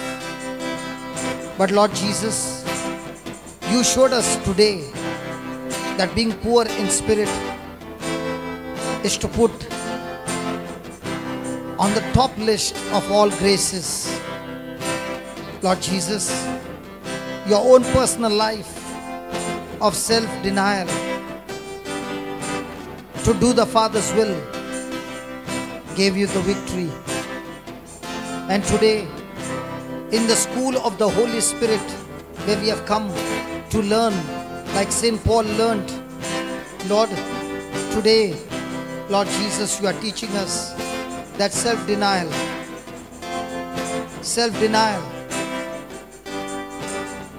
is being poor in spirit, and it is entitled to the first beatitude. Thank you, Lord, for showing us that the foundation of all other graces is laid down in being humble. It is everybody's desire, O Lord, that we build up on high. But today you have shown us, O Lord, we must always begin in low by being poor in spirit and learning to die to ourselves is an excellent training, a preparation to receive that entrance in the gospel graces that helps us to renew our mind. It prepares the soil to prepare itself to receive that incorruptible seed that is able to produce a harvest beyond imagination. Thank you, Lord, for teaching us that you said, come all those who are burdened, and I will give you rest. All those who are weary and heavily burdened, all those who are poor in spirit, and they shall find rest. And this rest comes only in you, Lord. Thank you, Lord, for showing us this truth. And here we are, singing one more time to you. Here I come, I confess. Lord, I come, I confess, bowing here, I find my rest. One more time. Lord, I come, I confess, bowing here, I find my rest. One more time. Lord, I come, I confess, bowing here, I find my rest. One more time, please. Lord, I come. Come on. I confess. Come on, find your rest. Bowing here, I find my rest. Without you, I fall apart.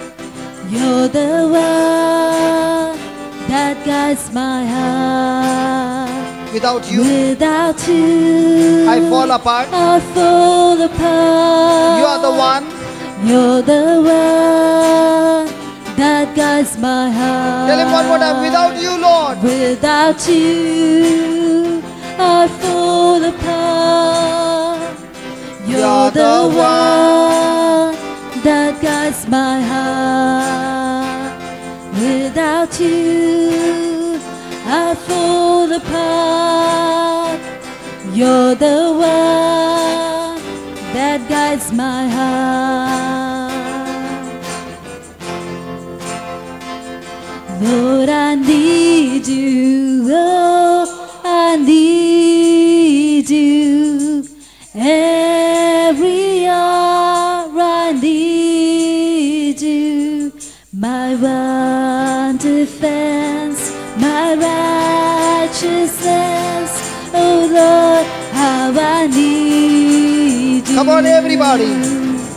Lord, I need you. Oh, I need you. Every hour I need you. My one defense, my righteousness.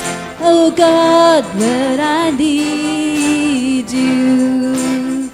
When sin runs deep, your grace is more. Where grace is found, grace is found is where you are. Is where you are. Where sun runs deep, Blessing runs deep. Your grace is more. Your grace is more. Where grace is found Where grace is found is where you are. Is where you are. Where sin runs deep, when sin runs deep, your grace is more. your grace is more. Where grace is found where grace is found is where you are. Is where you are. And where you are, Lord, I am free. Lord, I am free. Holiness Holiness is Christ in me. Is Christ in me. And where you are, And where you are, Lord, I am free. Lord, I am free. Holiness Holiness is Christ in me. Is Christ in me. And where you are, And where you are, Lord, I am free. Lord, I am free. Holiness Holiness is Christ in me. Is Christ in me. Come on, tell him. And where you are, And where you are, Lord, I am free. Come on, Lord, confess I am it. free. Holiness Holiness is Christ in me. Is Christ in me. And where you are, And where you are, Lord, I am free. Lord, I am free. Holiness Holiness is Christ in me. Is Christ in me.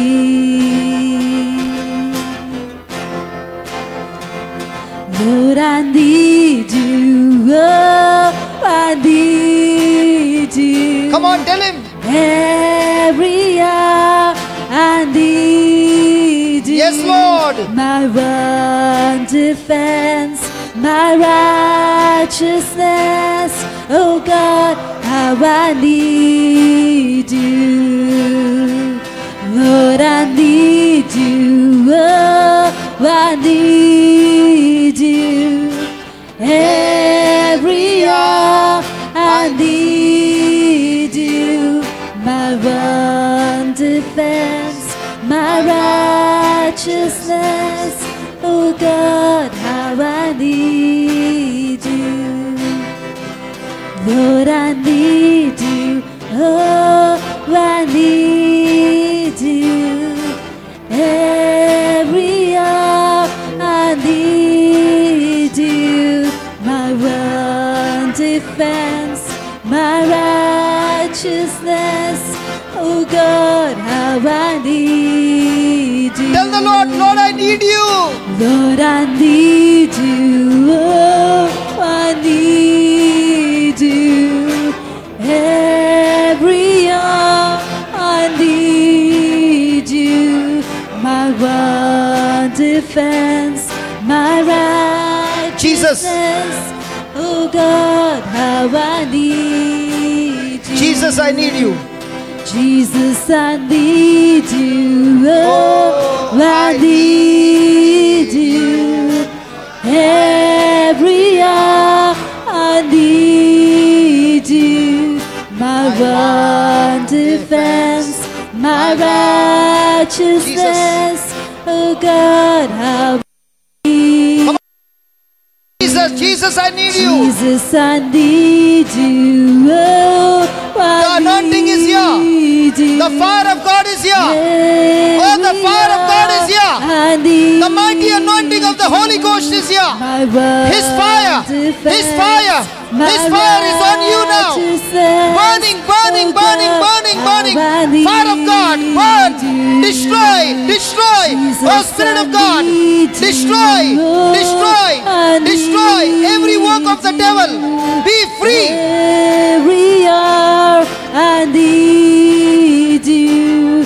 My one defense, my righteousness. Oh God, how I need Jesus, take His name, Jesus. Take the name of Jesus. Jesus, I need you. Oh, I need you. Oh yes, Jesus. Every hour I need Oh Jesus, I need you. my one defense. Jesus, my righteousness. Righteousness. Oh Oh Jesus, Jesus, how I need Jesus. you. Jesus, I need you. Jesus, I need you. Oh, I need you. Every hour Jesus. I need you. Jesus. My one defense. Jesus. My Jesus, how I need Father, you. Father. Father, I need you. Oh, I need you. Abba, Father, I need you. Every hour I need you. My Father. one defense. Father. My righteousness. Come out in the name of Jesus. Father, Every wicked I spirit, come out, come out, come out. need you. Come out in the name of Jesus. Father, I need Come you. out in the name of Jesus. I need you. Every hour I need you. My one defense, my righteousness. When sin runs Oh deep. God, how I need When sin runs deep. you.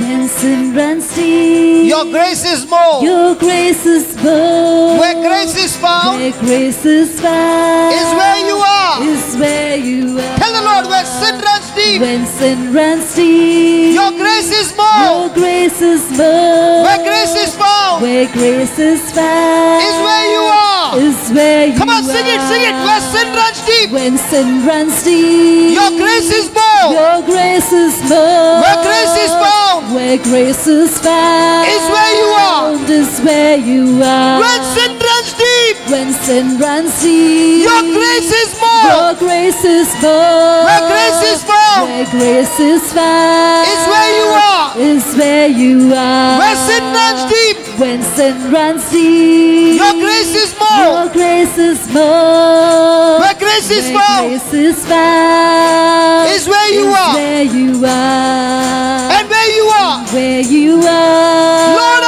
am Lord, free. I am free. Holiness Holiness is Christ in me. is Christ in me. And where you are, And where you are. Lord, I am free. Lord, I am free. Holiness Holiness is Christ in me. is Christ in me. And where you are, And where you are. Lord, I am free. Lord, I am free. Holiness Holiness is Christ in me. is Christ in me.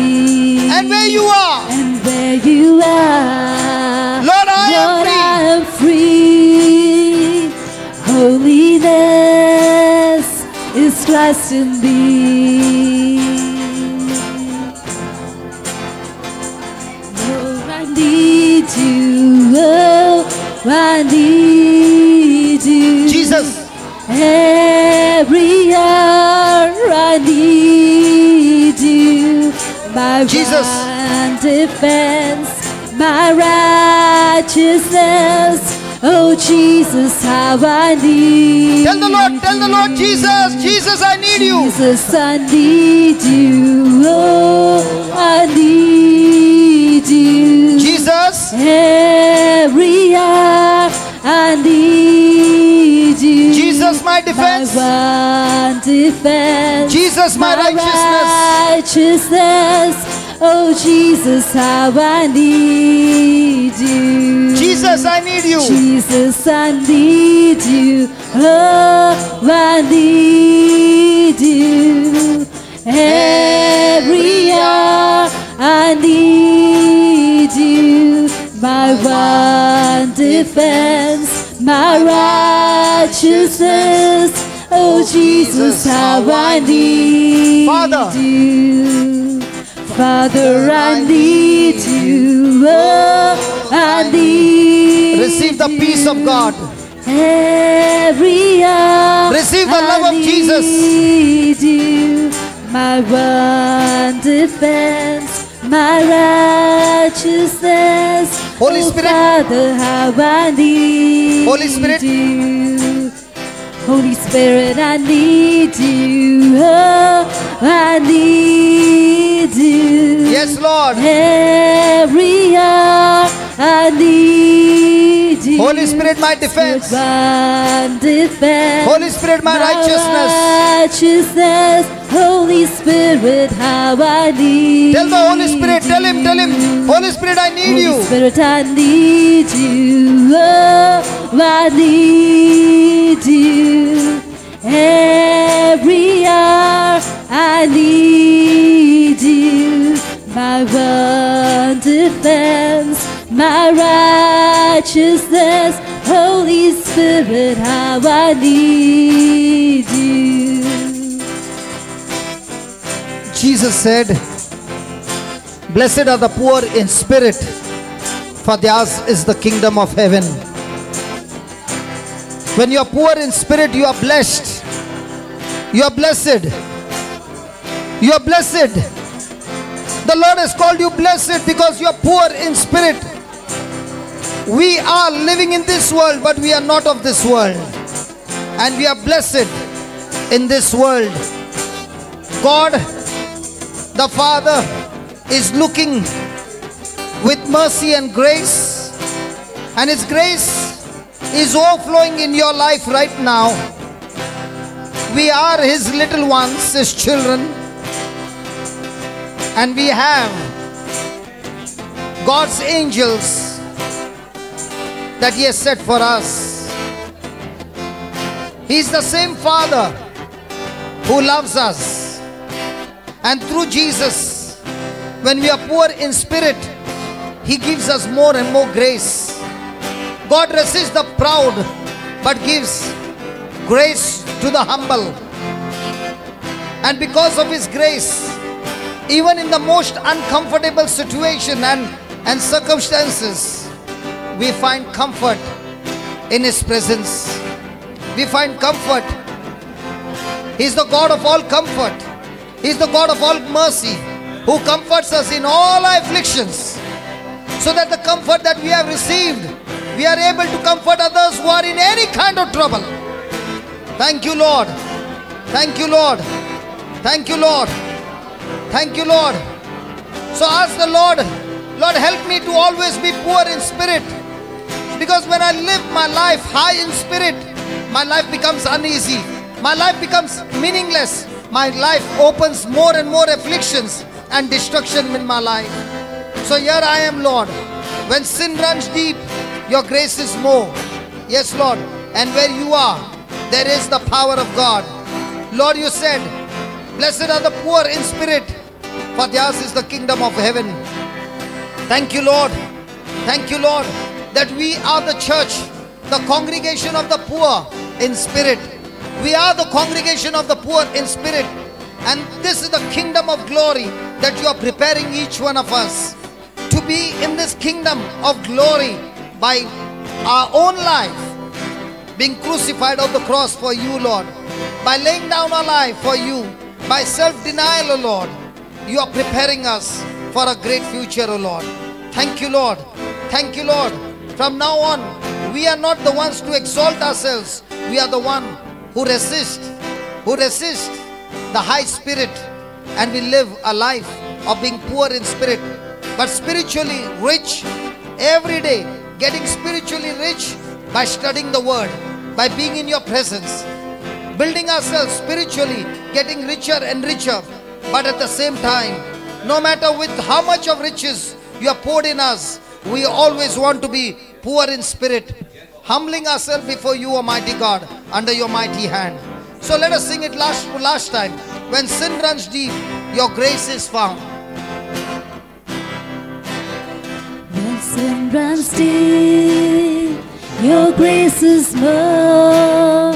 Where grace is found is where you are. When sin runs deep, your grace is more. Your grace is more. Where grace is found is where you are. When sin runs deep, when sin runs deep, your grace is more. Your grace is more.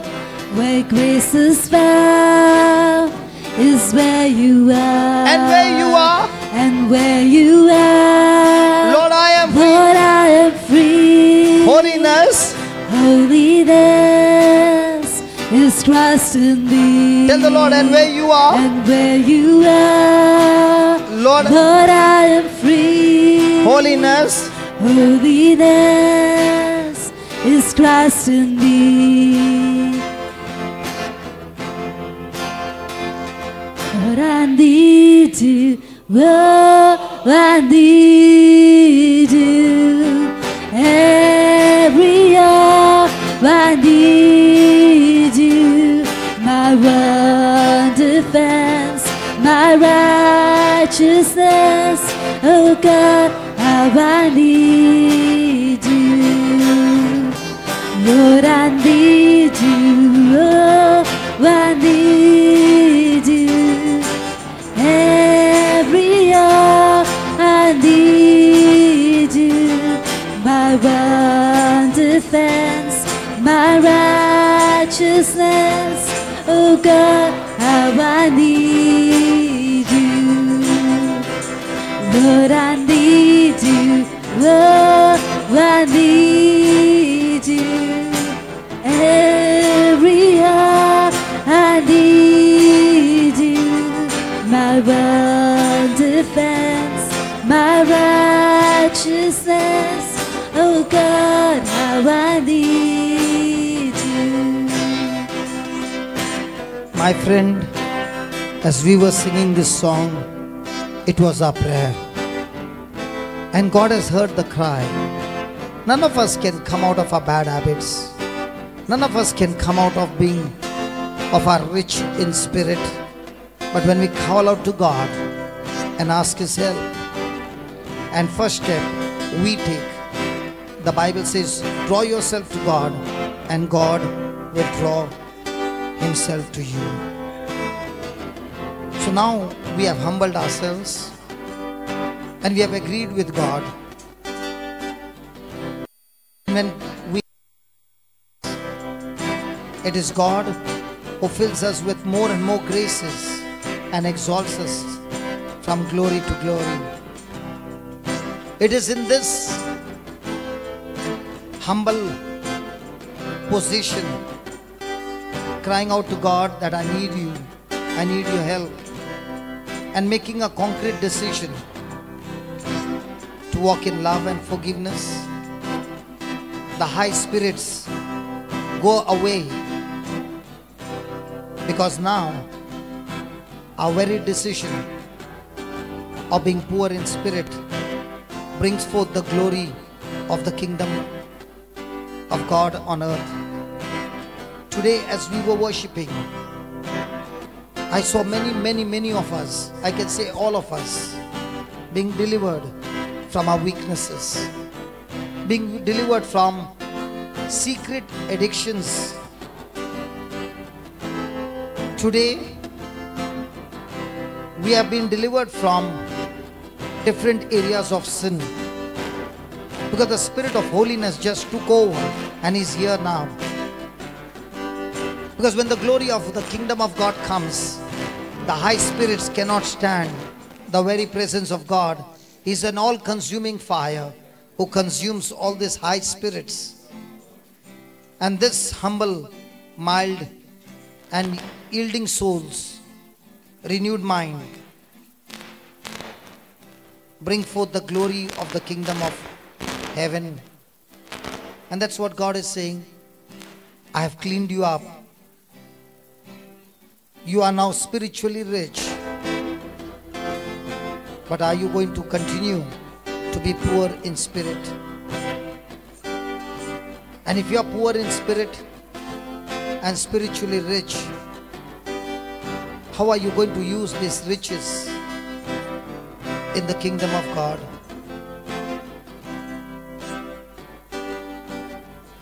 Are you going to keep these riches for yourself, or be a channel, a distributor of these riches to those who are lacking? How can we go and make this world beautiful? God has given each one of us different talents. We are one body in Christ, different parts, and each one is unique, each one is special, and each one is gifted. But even though we are different, God has promised happiness to each one of us. He has promised blessing to each one of us. And the condition is to continue to be poor in spirit. So let us make that commitment to God and say, Lord, I believe that you have set me free, and I thank you that through your word that you have given me as an instruction, I make a choice to follow your instructions, O Lord, and to put it into practice cheerfully, Lord, and do all these things not for my sake but for your sake. Even when it hurts, even when it is uncomfortable and painful, but I still want to do it for you. So Father, we thank you. Thank you for showing us this truth, that from now on our life is a living sacrifice unto you. All that we have, we make a declaration and a commitment to you. It never belongs to us. We are no longer possessive of the riches of this world, but we are possessive of you. We want you, and because we are possessive of you, we want to share you with others. And the riches that you have given us, we want to use it in your kingdom, Lord. Thank you that just as this brother shared his own testimony of how his life has been a blessing to millions around the world, in the same way, Lord, I'm going to start one at a time, and you're going to teach me, and you are going to exalt, you are going to make it expand, you are going to make it grow and multiply. I thank you, Father, for this great breakthrough and blessings in the glorious name of Jesus. Hallelujah. Teach my soul to rise to you when temptation comes my way. I'll stand or fall on you. Jesus, you're my hope and stay. Come on, sing that again. Beautiful. Teach my soul to rise to you When temptation, comes my way. teach my song. Teach my soul to rise to you when temptation comes my way. When I cannot start, When I cannot stand, I fall on you. Jesus. Jesus, you're my hope and stay. When I cannot stand, I fall on you. one more time. When I cannot stand, When I cannot stand, I fall on you. make a commitment. Come on. When I cannot stand, I fall on you. One more time. When I cannot stand, I fall on you. One more time. When I cannot stand, I fall on you. My friend, hold on, brother. When I cannot stand, I'll fall on you. My friend, when we face different trials and we are hurt, let us make a decision. Lord, from now on, I'm not going to fall on anybody and hurt others. Even though they hurt me, I'll fall on you. I'll fall on you, Jesus. I'm going to fall on you, Jesus. I don't want to fight with anybody, Lord. I'm going to fight against the devil. Because you are going to teach me, Lord. I want to be poor in spirit. No more falling on others. No more judging others. No more condemning others. No more ill-treating others. No more speaking evil about others. Come on. Let's make that commandment. When I cannot stand. When I cannot stand, I fall on you. One more time. Come on, sing it. When I cannot stand, I fall on you. Make that commitment. Come on. When I cannot stand, I fall on you. When I cannot stand, I fall on you. Hey, listen. Especially, we all know the areas where we get hurt. Might be in your office, might be in your marriage, might be in your children, might be wherever. I want you to look at that situation, and the situation has been troubling you too long. Today, right now, you look at that situation and tell that situation, every time the devil, you trapped me and I got into the snare of bitterness and anger, and I opened my mouth and I just fought it in the flesh. But today I make a declaration, Lord, no matter how many times the devil comes against me in that area, Lord, Teach me to be immune. When Jairus faced a trial and a servant came and said, "Hey Jairus, your daughter is dead." And the woman with the 12 years bleeding problem had wasted all the time by sharing a testimony of 12 years. Jesus, the word of God. Hey, can you give me that word? Let's see that. Mark chapter 5, I think it's 27, 28. Just see Jairus, the servant coming from Jairus' house, and Jesus, you know what it says? Jesus overhearing, Jesus ignoring, Jesus disregarding, Jesus paying no attention to the message, spoke to Jairus and said, "Do not fear, just believe." Okay, next.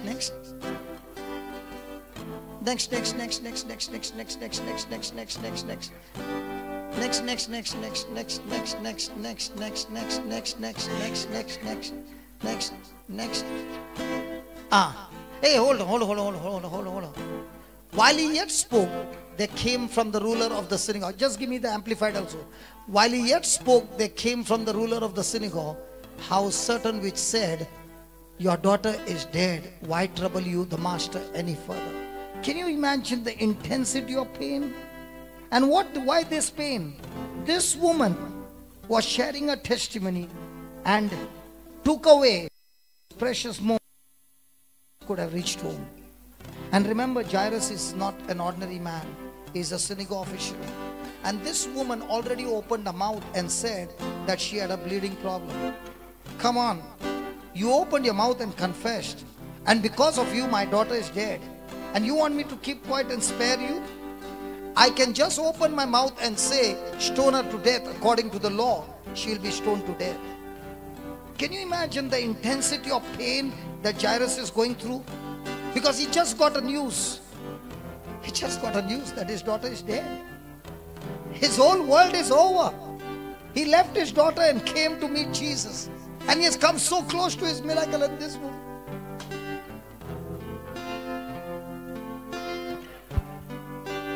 This woman has messed up my whole plan. There must have been so many things that you had planned and somebody came and messed it up. Somebody came to destroy your faith. Somebody put an end to your story. And it looks like all hope is gone. There's no hope. The whole story is over. It's dead. And look what, while he was still speaking. Okay, next one. Overhearing but ignoring. Hey, come on. This is what the poor in spirit is about. It's come against you. You got to learn to overhear. We got to learn to ignore. And that same Jesus is saying to Jairus, Jairus, don't open your mouth. Because keeping your mouth shut is more stronger and more faith than opening your mouth and speaking negative words. Are you listening? Keeping your mouth shut and not opening your mouth and speaking negative words is more powerful than opening your mouth and speaking your fear. And that's what Jesus is saying, overhearing but ignoring what they said. Jesus said to the ruler of the synagogue, do not be seized with alarm and struck with fear, only keep on believing. So that's what you're saying, Lord, and I cannot stand anymore, and all hope is gone.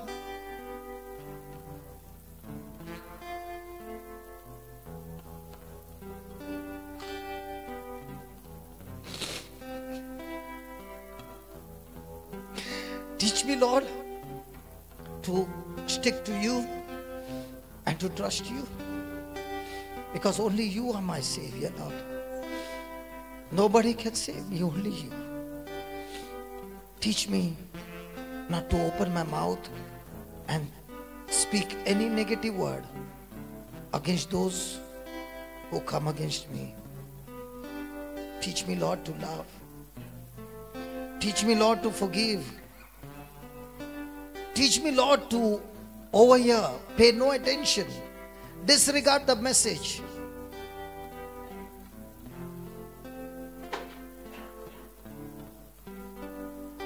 Hey, let us learn to ignore things that are not profitable. Because all this time, the devil has been putting bait of making us draw our attention, our energy, our arguments, our fights with our own loved ones. And we hurt our own people. And the demons are enjoying. Today make that declaration, Lord, I'm going to always be poor in spirit. Make a prayer, then we sing again. When I cannot stand anymore, Lord, I will fall on you. Instead of falling on others with my arguments, with my condemning and bad words and revenge, Lord, I will fall on you. Because when I fall on you, I am covered with your love. I am in your arms, flooded with your love and forgiveness. So let's sing that. When I cannot stand. When I cannot stand, I fall on you. Jesus, you are my hope and stay. Jesus, you're my hope and stay. When I cannot stand, I fall on you. Jesus, you're my hope and stay. When I cannot stand, I'll fall on you. Jesus, you're my hope and stay.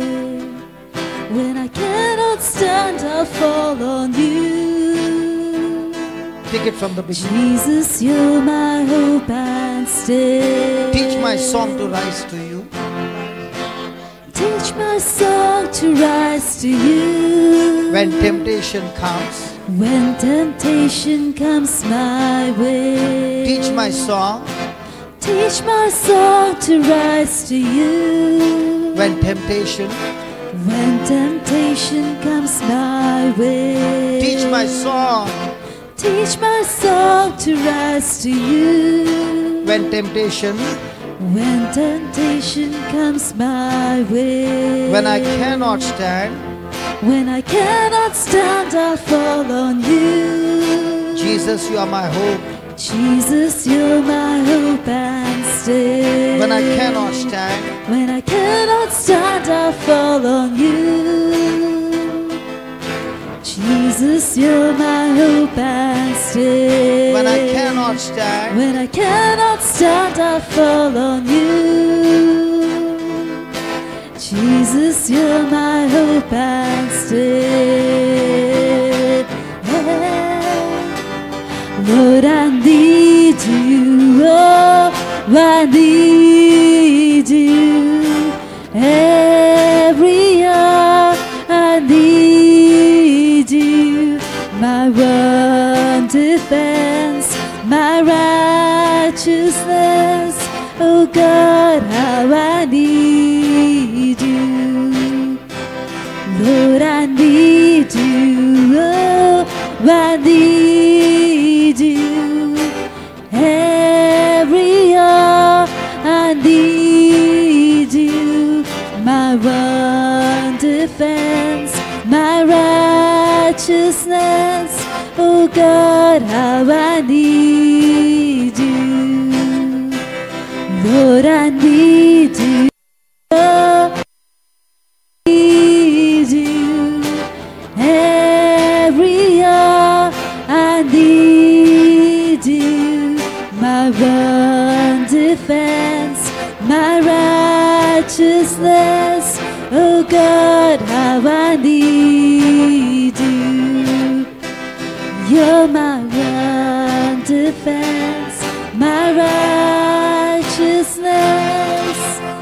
Oh God, how I need you. Hallelujah. Praise the Lord. Lord, I need you. Oh, I need you. Every hour I need you. My one defense, my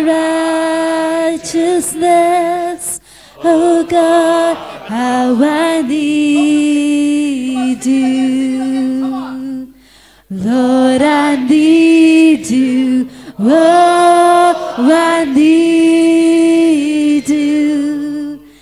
Every hour I need you. My one defense, my righteousness. Oh God, how I need you. You're my one defense, my righteousness. Oh God, how I need you. Praise the Lord. Praise the Lord. Oh. Praise the Lord. Wasn't this an anointed session? Beautiful, very powerful, and thank you, brother. It was beautiful. Thank you. Praise God. Amen. Amen. You won't believe, Savio and Felba, I went out to record the daily message, but I was on the mobile. You should hear the YouTube today when you go home. It was immaculate and it was beautiful. Just now, brother tells me just now, he says, thank God for the choir. It really led us into this beautiful time. Praise God. Hallelujah. Just 2 minutes. Do you know the beautiful part of this choir was that both of them were together. There are many times in the choir, there is always a fight. My voice should go louder than the other. And when that happens, the choir can sing, but God is not there because it never came from the heart. A person who is poor in spirit is saying, Lord, I'm not interested whether people understand or not. I'm interested in giving my praises to you. Amen. And you know, Savio, I love you. Sweetheart, I know I make you do things, might be you are want to sing, but always you understand my sign language so beautifully. I just love you, brother. And I want to tell you, today I don't even have to lay hands. People have got healed just like that. I know that. And the best part, today's healing is not, I'm not talking about the physical healing. I know without a doubt, people who had been in any kind of bad habits, today the fire just burned it completely and set you free. That's a very big miracle. Hallelujah. How many of you say that you have been set free? Come on. From bad habits, come on. Can you see that, brother? Praise God. You know, when you know and you know, you say, let the world think what they want. But I want to glorify my God. He has set me free. I don't care what people say. But my God has set me free. And I want to tell those people who are watching on YouTube, I'm so sure so many of them have been delivered today. Amen. Hallelujah. Praise God. Praise God. Praise God. Tomorrow, he preaches again at 1 o'clock at St. Mary's, 6:30 St. Michael's. Day after tomorrow, Sunday and Monday, 2 more days of session. Sunday evening would be here again at 6:30 till 9:30, okay? And Monday also 6:30 to 9:30. And then straight to the airport. And then, of course, straight to the airport, yeah? Praise God. And then he goes to Ireland for 1 month, okay? So pray also that his mission in Ireland, where he goes and touches many, many souls out there. As Australian churches are filling up now, let the churches in Ireland also fill up. Amen, amen. You know, I went for 8 days. My visa had got rejected. God bless you, Sister Mary. If you're watching now, love you very much. She took the responsibility by speaking to the consulate that I take responsibility, he'll come back. So that's how I got my visa to go to Ireland for 8 days. Okay. The brother who is sponsoring who is organizing all this, his daughter wanted to have a first Holy Communion. Okay. So the godmother is this brother's blood sister. So he applied for the visa. Her visa got rejected. Imagine if a brother cannot bring his sister and the visa gets rejected. I have nobody in Ireland. Can I get a visa? But God did it supernaturally through an Irish man who gave me the visa. Praise God. And that's how I'm going to Ireland. When I look at the ways God is working, and when we went there, we hardly had 1 or 2 places. Today when you see the itinerary, and not only that, they have organized live-in retreat in Ireland. Can you believe? Retreat in Ireland, and in this live-in retreat, people are coming from Northern Ireland, people are coming from UK to attend this retreat. So I'm saying that what God starts in a small way, you don't even know. When I was standing there and my visa got rejected, I said, God, everything, all the documents are right, but it got rejected. And I called up at that time Sister Mary Thomas, and she was in Kerala, and I said, Sister, do you know the consulate? She said, I do know him, but let me just call up. And she called up and she said, I take the responsibility, he'll come back. Do I look like that? I won't come back. Praise God.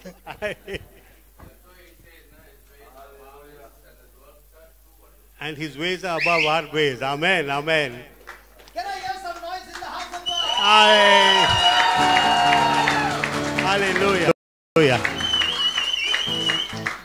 That's why we are all RC, brother. Rowdies for Christ. Rowdy Christians. Amen. Okay. We're just following a different setup from coming week. Sister Jennifer will lead us in healing. Okay. And Sister Sarita will lead us in intercession. Brother Renato, you will train. Now you people are the heads, okay? You are the head. Brother Armando, you are the head this side. What you will do is, every alternate week you will bring a new. The next, after her, you come back again. You understand? And then you come back. Tony, are you with me? They will come back. The new people will come in. They will. I want every person in this room to be in for healing and for intercession. They should become. Okay, you want to take what? Healing or intercession? Healing. Oh, wow. Praise God. Okay. We'll take you for the next round again. Okay, brother? It's your thing to, and we are not going to call them and tell them. You will choose the people. Brother, you will choose the people. Like who are in spirit, and bring them forward, train them up. See, tomorrow we need people not only to be praying in this room, but going out into the world and praying over people. Praise God. Let us not restrict ourselves here. We have to grow. And we have to grow in a big way and touch many lives around the place. This is a training school, exactly. This is the place where you'll take off. And once you take off, you'll take many along with you. Amen? Sister Felba and Brother Savio, I am again repeating, I don't know how to thank you. Because it was heavenly. It was heavenly. It was heavenly. That was beautiful. No, because once I came back from Goa, I fired him, you know. I fired my Brother Savio. You know, 4 priests were listening to the praise and worship. I was in Goa that day. I said, look at my upper room. Look at how we come together. Look at the... And then the choir sang. He says, are you having a shouting competition? That's exactly what he said. One shouting more than the other. Oh my God, I didn't know what to do. Then I came back and I told Savio, and then brother, he said, give me some time. Give me some time. Today, 1 hour I was in the car, up and down, and it was on. Oh my God, it was so clear. Your talking was so clear. Their singing was so clear, especially the healing session which took place. It really, sitting in the car, I could feel it. I could feel the spirit. And that's the beauty of it, huh? Nah, praise God, praise God. You are tuned to each other. Praise God, you are doing a wonderful work for the Lord, okay? Amen, amen. I want to thank my brother Rian, who's technically taking care of everything. Because he's gone. Because he's the main commander. Yes, he's one of the main commandos. He told me what he did in the changes here and there, because of which the voices are also coming out very well there. So we thank the good Lord for them. We thank the good Lord for Brother Tony, who comes 1 day before, sets the whole scene, okay? And then the next day we come, we sit, we go. This is how. If we are in the Lord, we will come and we'll work for the Lord. Praise God. That is what it should be. Yes, whoever is in the Spirit will always work. And please, my brothers and sisters, don't go back. Okay, you enjoyed your session, you're going back. Try to grow. This is very important. Grow in the Spirit. and then grow out and touch lives. If you're just coming here for 1 hour, 2 hours, 3 hours and going back, it's useless. Telling you the truth. Thank you each and everyone for coming. We're going to have a wonderful lunch. So we'll pray, say the grace. Thank you, my dear son, Rohit, who's sitting quietly and doing a lot of work. Thank you very much. Brother, thanks to you. He is really becoming a powerful warrior in the Lord, okay? The full week he does the editing, sound background, everything for the daily message that go out. And he is a silent warrior for my God. And I can see him growing by the day. That's what I'm saying, brother. Even if I preach, even though I preach, and if it is not recorded, the preaching is over. But these are the people who are sitting behind the scene. Nobody knows them. And their work, I will die, he will die, we will be gone. But the work still continues for the next generations to come. Amen. Amen. A lot of people without jobs in this room, a lot of people having personal problems, a lot of people having sickness, a lot of people. Now we are healed. We believe in that, okay? We go out of this room, say my job is confirmed. I'm going out, I'm getting my job, wherever it is. Speak the unseen. You remember brother teaching us, speak the unseen, speak the unseen. We will get it and we will do it because we are going to do it by the power of the Holy Spirit. We are doing it in the name of Jesus. Amen. Let's say the grace. Please rise. Brother Blondel will lead us into grace. Come.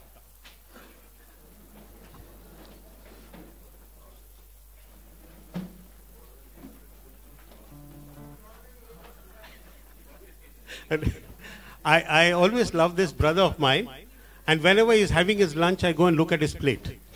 And I say, brother, you're so big, but your lunch is so small. Why is that? Okay? This is just to tell you all, please don't look into others' plates. Okay? Eat your own and eat as much as you want. Okay? But those people who look into others' plate, I will tell you to go for confession. Amen? Thank you, Jesus. Father God, your word says, this is the day that the Lord has made, let us rejoice. We really rejoiced, Father God, by sending your wonderful servant and the way he teaches us, Father God. I bless your holy name, Father God. Father God, I thank you for filling every vacant room in each one's heart and for filling them and making them know really who you are, Father God. Father God, I ask you to bless each one as you brought them, take them back safe, Father God. Cover them from the head, from the crown of their head to the sole of their feet, and bless them in a marvelous way, Father God, because we need your blessings every minute in our life. And Father God, and we even thank you for the wonderful food that you prepared for us, this banquet. And as we enjoy that banquet, we ask you to join with us and have that wonderful, enjoy that food, oh Father God, and bless the hands that made that food, Father God. Father God, we thank you in Jesus' mighty, marvelous name. Amen. Bless us, O Lord. Bless us. From thy bounty to Christ our Lord. Amen. You got to learn that prayer, okay? We just talking about listen to me. One last announcement. Brother Johnson will be here.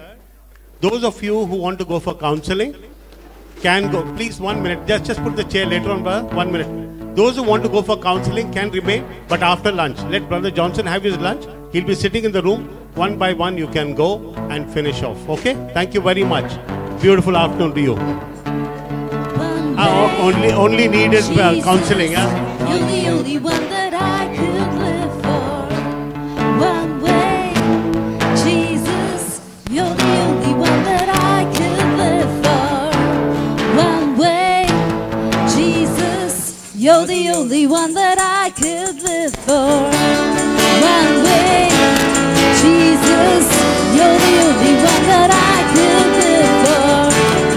One way, Jesus. You're the only one that I could live for. One way, Jesus. You're the only one that I could live for. One way, Jesus. You're the only one that I could live for. The way, the truth, and the light. You live by faith and not by sight, but you live it all for you. You are